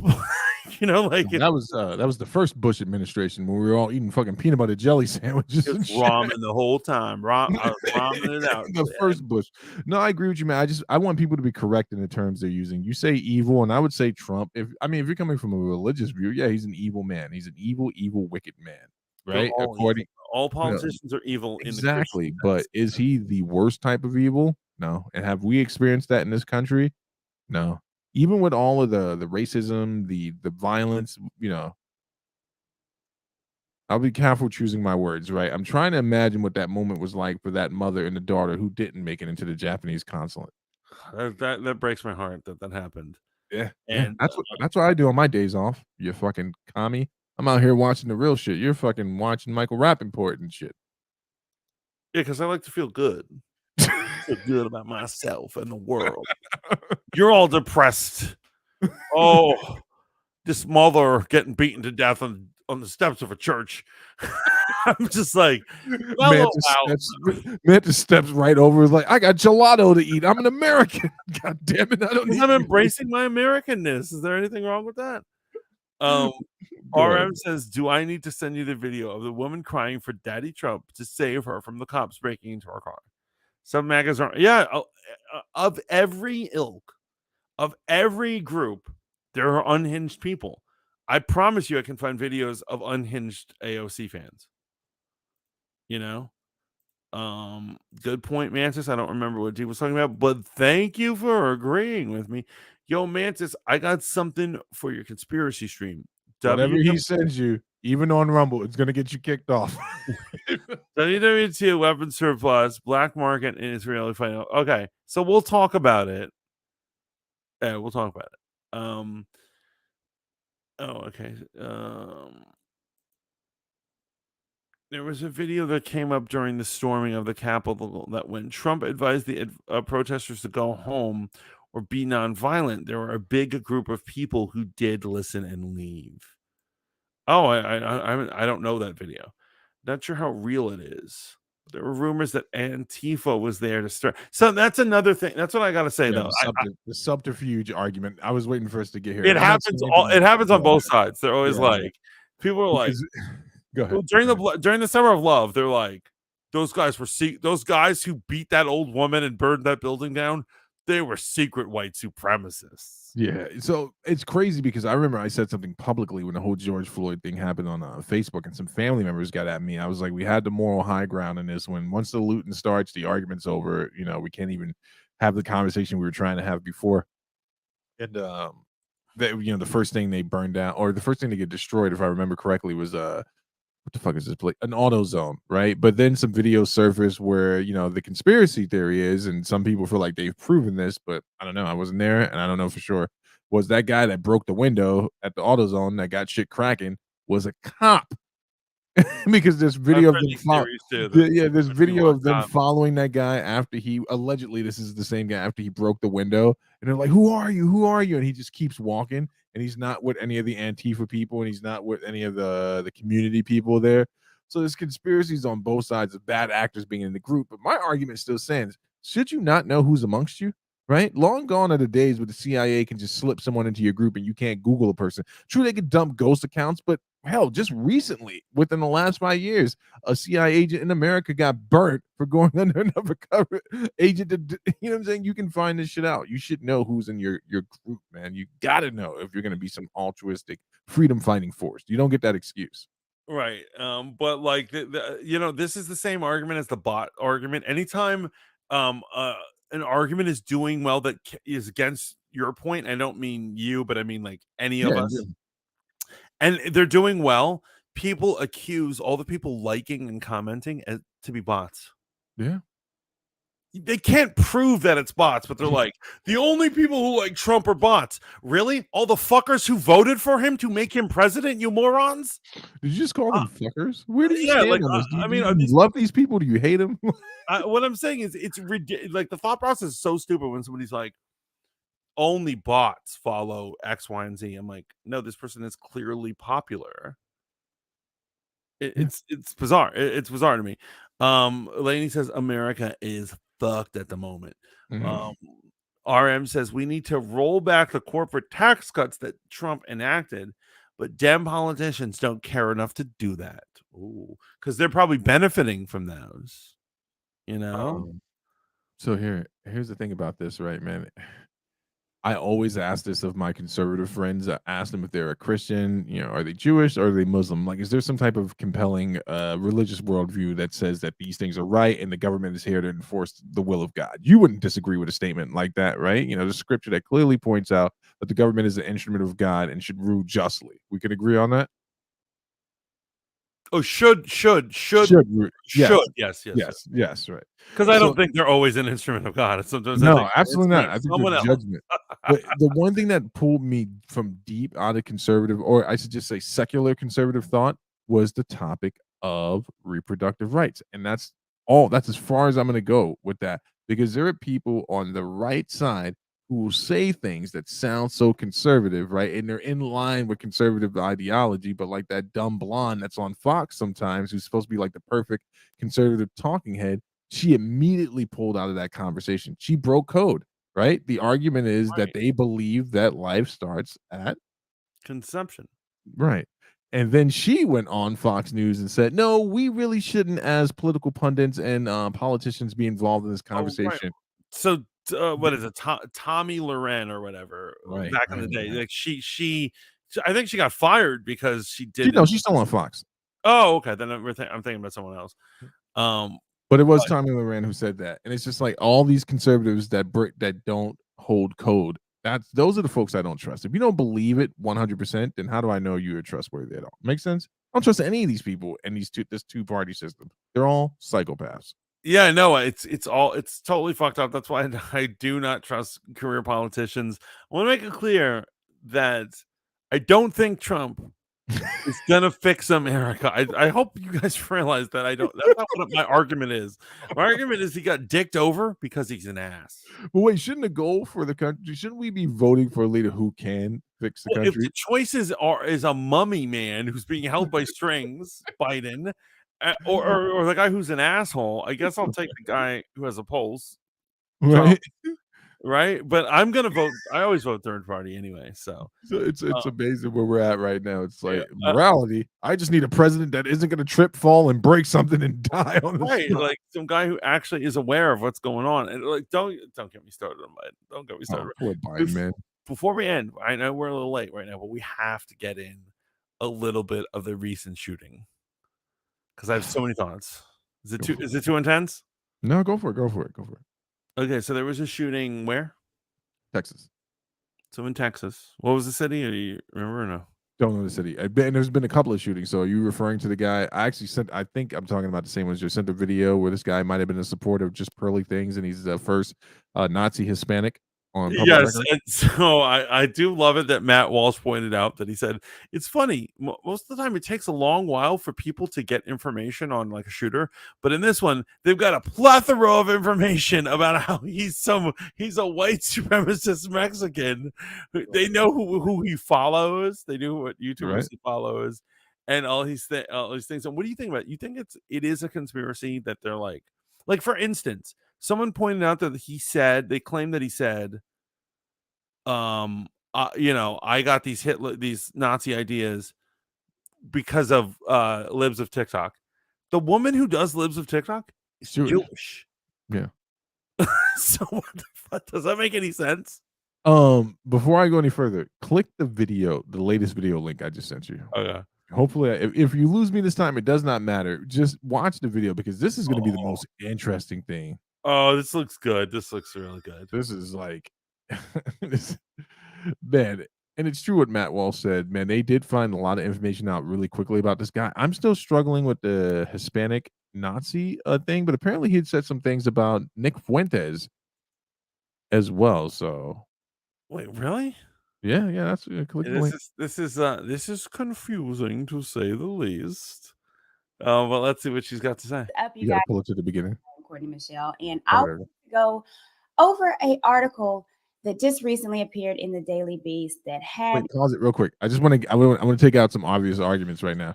This woman right here is as conservative as they come. She is publicly indicted, Cardi B. She takes shots at the LGBTQ plus community. She's a staunch conservative.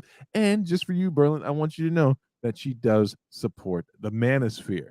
Right. So we had to get all that stuff out the way first. This is not a woman that's up here screaming woke ideology.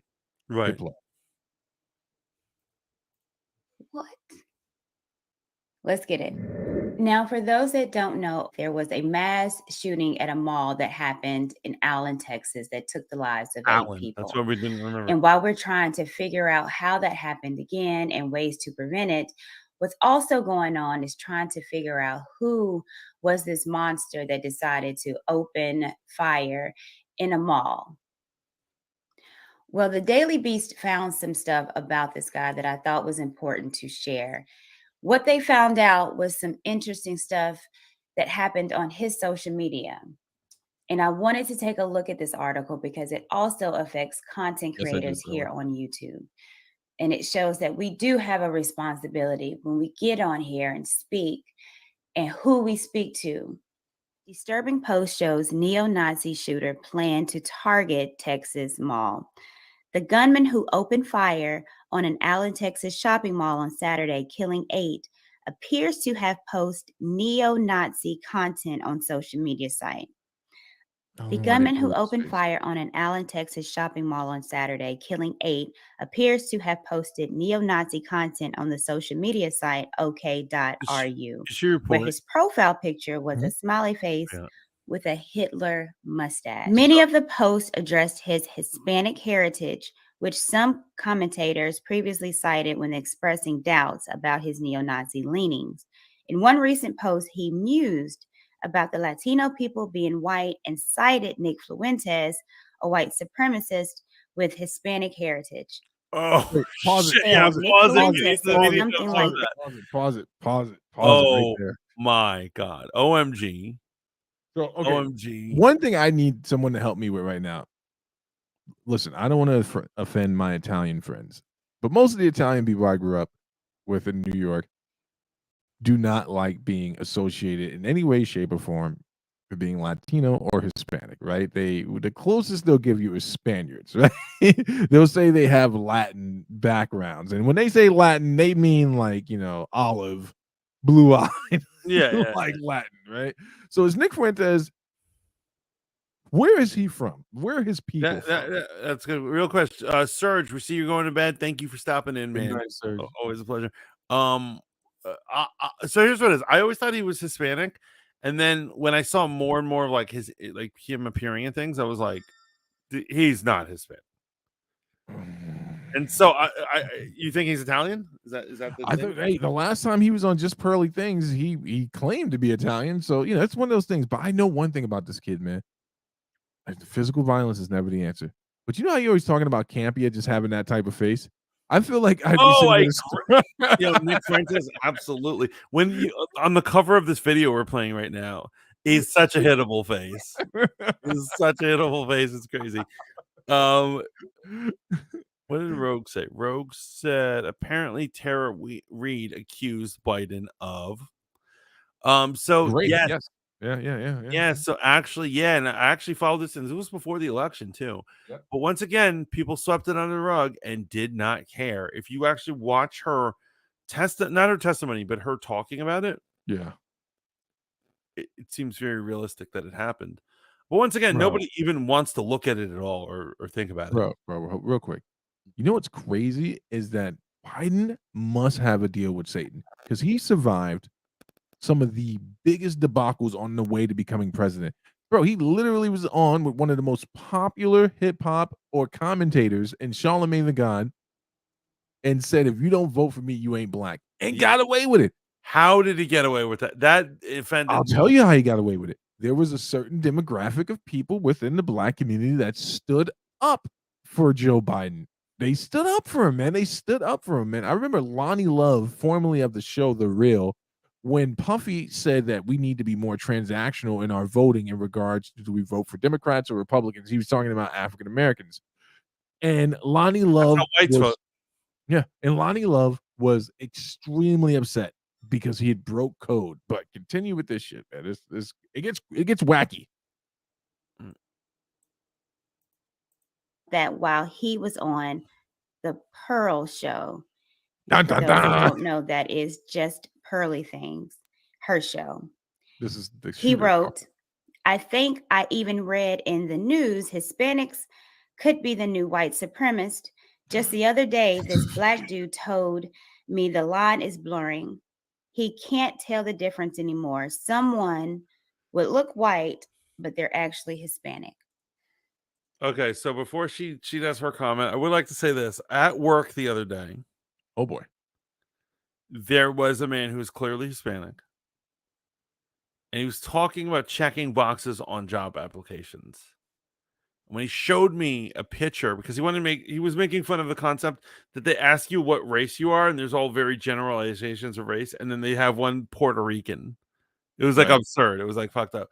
But he pointed out that, like, in his picture, he had checked white as his race, even though he's a Hispanic man. And I said, "You checked white?" And he's like, "Yeah." And I said, "Why?" He's like, "I am white." Whoa. And I said, "What?" Like, I didn't I was like, I wasn't understanding You were what was going on. flabbergasted. And so he is under the impression just because he's, like, lighter skinned that he counts as white. And so what's going on here? What's going on? Who can explain this? Because here's what I'm saying. It's true. Pedro Pascal, Mhm. Mandalorian, Left 4 Mhm. Dead, dude, not Left 4 Dead. What is that show called? Last of Us. Last of Us. He could pass for white, but he's not. So can anyone explain this one to me? I'm like a little confused. Right, and it's not. I haven't just seen this phenomenon with Latinos, right? I've seen this with fair. I'm sorry, you can't say that anymore. Light skinned blacks. Man, I was in a situation once, but this just happens to be about a Latino girl in California right before I moved back, and I'm at a church event, and we're all sitting around talking church stuff. And I don't know. I went to a pretty, some people might have categorized my church as woke because there was some conflict going on, two different groups in the church. I don't know how the conversation came up, but this young lady who was clearly brown said to me in regards to the larger conversation around, she's like, "No, I'm white." And I was like, "Oh, okay." I was flabbergasted. I didn't know what to say. I didn't know what to say. Now I'm used to people from Spain telling me that they're white. I've heard that. Oh, right. They love that. They love, Yeah, love pulling that card. yeah. I was saying maybe it's because I'm black, and I understand that in America it was like if you had one drop of black blood, you're black and not white, bro. Right, But right, apparently people are not following that structure. I want to know what's going on exactly. It play. I love when Matt just starts stumbling through shit. It's I'm like, amazing. should I be worried about this guy who thinks he's white? I'm like, you're light skinned, but you're clearly Hispanic. Yeah. Let's go further in the article. Oh, she's not a good. There she's were not a good also host. posts about romance or lack thereof. I don't care about getting a girlfriend anymore. I just want sex, just not a girlfriend, because I don't believe any more women are capable to genuinely love a man. Now, we already know that there are documents that has been released that is warning that common internet lingo. Oh my god, this We drives me didn't nuts. I can't believe we've done an episode on this. Or remember when we did an episode on this? We did one like a year ago. Was it a year or oh 2 yeah, years? it was a year ago. But the comments of like based red pill and extremist. So I was watching Anthony Brian Logan, ABL, my man ABL, and what Let's he get right said. into this. Yeah, and he was pointing out what the FBI claims it is, and it is totally not what it's used for. Like they're lying. They lie in their journals about what, like when you say someone's based, Right. ABL says they define it as someone who has embraced white supremacist culture. That is not what based means. It drives me crazy, man. This is what I'm saying. The lying. It's endless, man. I'm only here to educate, Mantis. I bring what the people are saying, and then I allow you to have your own experience with it. You bring strife and chaos. Yeah. RM says Argentinians think they have a special portal to Europe and therefore in their country, yes, and therefore are white. DT Dub says Biden crime family, man, you got to do your research on this evil fuck. Bex Bex is says, she's Bex talking about the comment that Biden made to Charlemagne. If you don't vote for me, you're not black. right. The fact that nobody checked him on that was totally insane. Because you know what it is? Because everyone was mobilized against Trump. They Yeah. didn't care what he said. And that's what I'm saying is going to happen in the 2024. I'm telling you, he does a great job of lobbying and mobilizing liberals, man. And unless, if you really do believe there's malfeasance that happen with the voting, but we'll see. If it happens twice, it'll be full anarchy. Is being associated with violent extremism by the FBI. But of course, this is not just internet lingo, it's more specifically leaning to the lingo used by red pillars. Part of those documents referred also to incels and those that are involuntarily celibate. Your favorite It people. described how some incels might possibly be seeking to commit violence in support of their beliefs that society unjustly denies them sex or romantic attention to which they believe they are entitled to. So, with the FBI looking at the lingo, and some of the lingo is Chad based and other. How long has she been a host? Because she is not very good. How long has she been doing this shit, man? I found out about Lapeef Network at the beginning of the vid. So at least from then, so 3 years or so. She's got 29,000 subscribers. Jesus Christ. Now I'm going to go to bed depressed. Other things that is commonly said in red pill manosphere type content. No, like the most. Now we have a mass shooter nonchalant that took the lives of 8 people, specifically saying that he watched an interview with Just Pearly Things and Nick Fuentes, and it quite possibly has gassed him up. Okay, I want. Go for it. I'm jumping on the Matt Walsh train right now. Go for it. Matt Walsh says, in less than a day, they know what YouTubers he follows, what strange apps he uses. They knew everything about this man. And then he's like, in every other shooting case, that has never been the case. Right.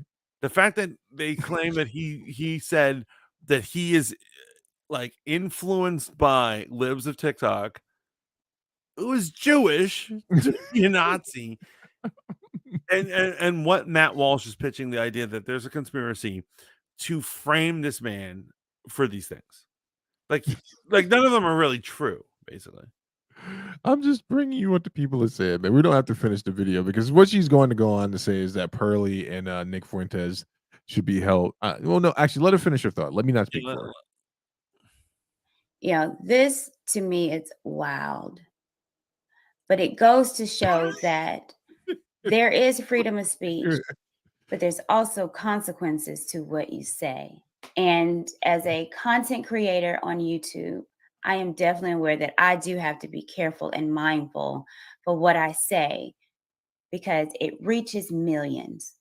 I don't know the effect that my words might have on someone. Who the fuck? And that for sure makes me very careful on what I say and what I convey. I am super interested to know what you guys have to say about this article. Please leave a comment. Shut up. Oh, don't treat Courtney like that. She's a good woman. But I just find it's interesting that this is a conversation, right? Because when I stumbled upon the video, I wasn't even going to send this to you, but then I was like, nah, I remember we did that episode on the feds investigating the red pill and incels. And now you see, even when we went through that article, more stuff comes out. Could be a bit of misrepresentation on what these groups believe. There's no use of the word extreme, right? Right? Did you notice that there's no use or distinction that there could be a possibility that someone from the red pill community, of which I am not a part of, but there's no point where they make a distinction. Wash his hands. Wash his hands. I've never. They would never invite me to their table. But how come they don't say like extreme red pillars? Like they say extreme because they want to blanket everybody. They want to blanket everybody, and so in their eyes, we're probably terrorists. If we've used the word base, that's totally insane. We use the word red pill. We're terrorists. That's fucking insane, and they're lies. And speaking of non-subjective shit, they're just lying on us. They're just lying on like straight up. Who's this us? Who are you lumping me in with, right? Who's this us? You're lumping me in with. Steve, we all know you are the biggest red pillar of them all. I'm not. Here's the crazy thing, because your man Sneeko had a redemptive arc. Actually, the comments on this fucking video, which we don't have time to get into, but I'll just give you a snippet. Sneeko was on Fresh and Fit today and basically pushed back on central belief that was being espoused by Rollo Tomasi. I hope I got his name right. The quote unquote godfather of the red pill. And on Twitter, he posted like the list to become a high value man. And I know this is supposed to be an abbreviated thing, but one of the things was get a vasectomy, don't have children. So Sneeko pushed back on that today. And he was like, well, wait, how what is the primary goal of the red pill? And this has always been my caution to people in the red pill.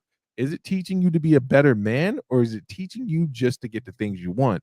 Because then how is that a benefit to society at all, or to the women that you want to be under your leadership? Right? I'm saying the whole joining of the man and woman thing is supposed to be to eventually have children. Right. And so eliminating that is nonsense. Yeah, it's a crazy place. But Sneeko on his anime, he's going hero. You know what I'm saying? He was just a silly character that got a power up. And now, He's a young buck. He's a young buck. He'll figure it out.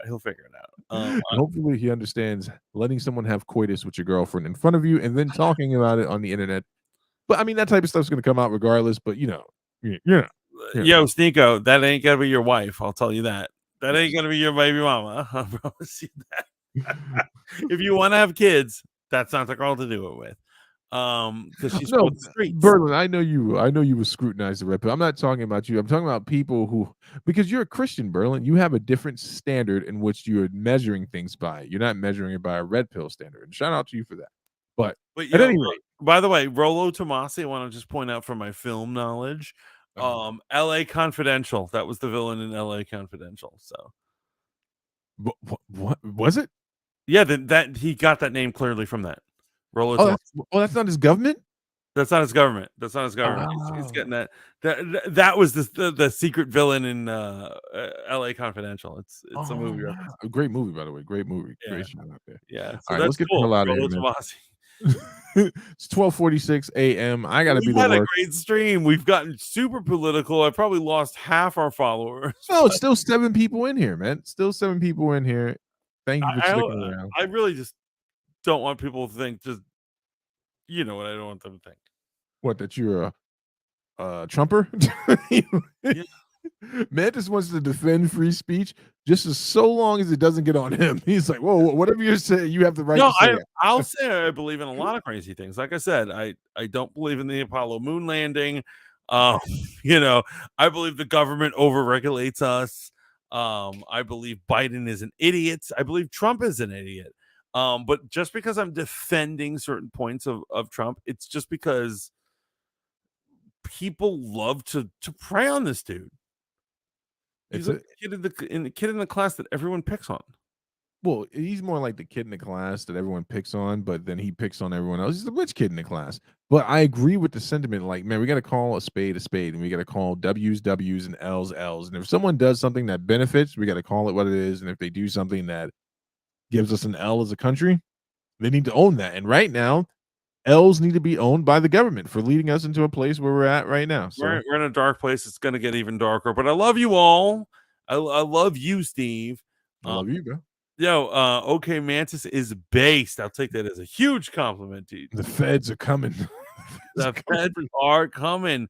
Fangirls for fanboys. Love it so much. This fanboy modeling school. We've had an amazing time. We got a little political, but like we said, this was going to be a mega episode, right? Stop apologizing for getting political. Good night, Joe. Good night. Do we get political every week? Yeah, we do. We literally say something. We absolutely. I've had a good time. But you have anything to tell us? Tomorrow night, Pillow Talk, Pink Princess. I think this will actually be the last episode on Spoon. Obviously, Spoon's Swan Song coming up. Then we got Mantis's stream on the 16th, going into the 17th. The Spoon Tell All book that he'll be reading to us. Spoon Party. You looking forward to it, big guy? Oh, I can't wait. I'm going to be revealing all sorts of things, all the sex scandals and the shenanigans behind Spoon during this time here. It was crazy. And you got to tune in. You can come to my Discord if you remember my Discord, or you just go to Spoon and log in. And so we're going to be there. Spoon, it's going to be Tuesday the 16th. It's going to be a wild time. This Friday, I believe we're having a Men Supporting Men episode. And of course, Thursday of this very week, Rogue Planet. Can't go wrong with that.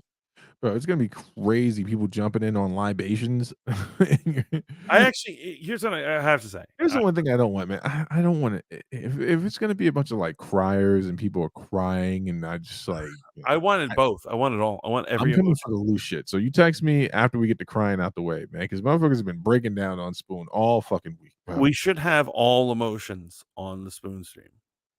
Yeah, just hit me up after. Send me a text after you guys are done crying. That's all I'm saying. Dude, Feel like you handle can't your scandal. handle it? I think some of it's going to be disingenuous. Right? I think some of it's going to be disingenuous crying, but people are allowed to have their subjective feelings. I won't rob them of that. You could hear the quotations in the I'll talk about feelings. I'm saying people think you do. I want all emotions. I'm going to be talking about good things and bad things that happen soon. I want you to do that, and you have the right to do it as a proponent of free speech. I support your right to talk. Fuck free speech. I want you to support me outright. Good night, everyone. Good night. Yo, this Fanboy Modeling School. Remember to like, share, and subscribe. Peace. Wow, wow, wow.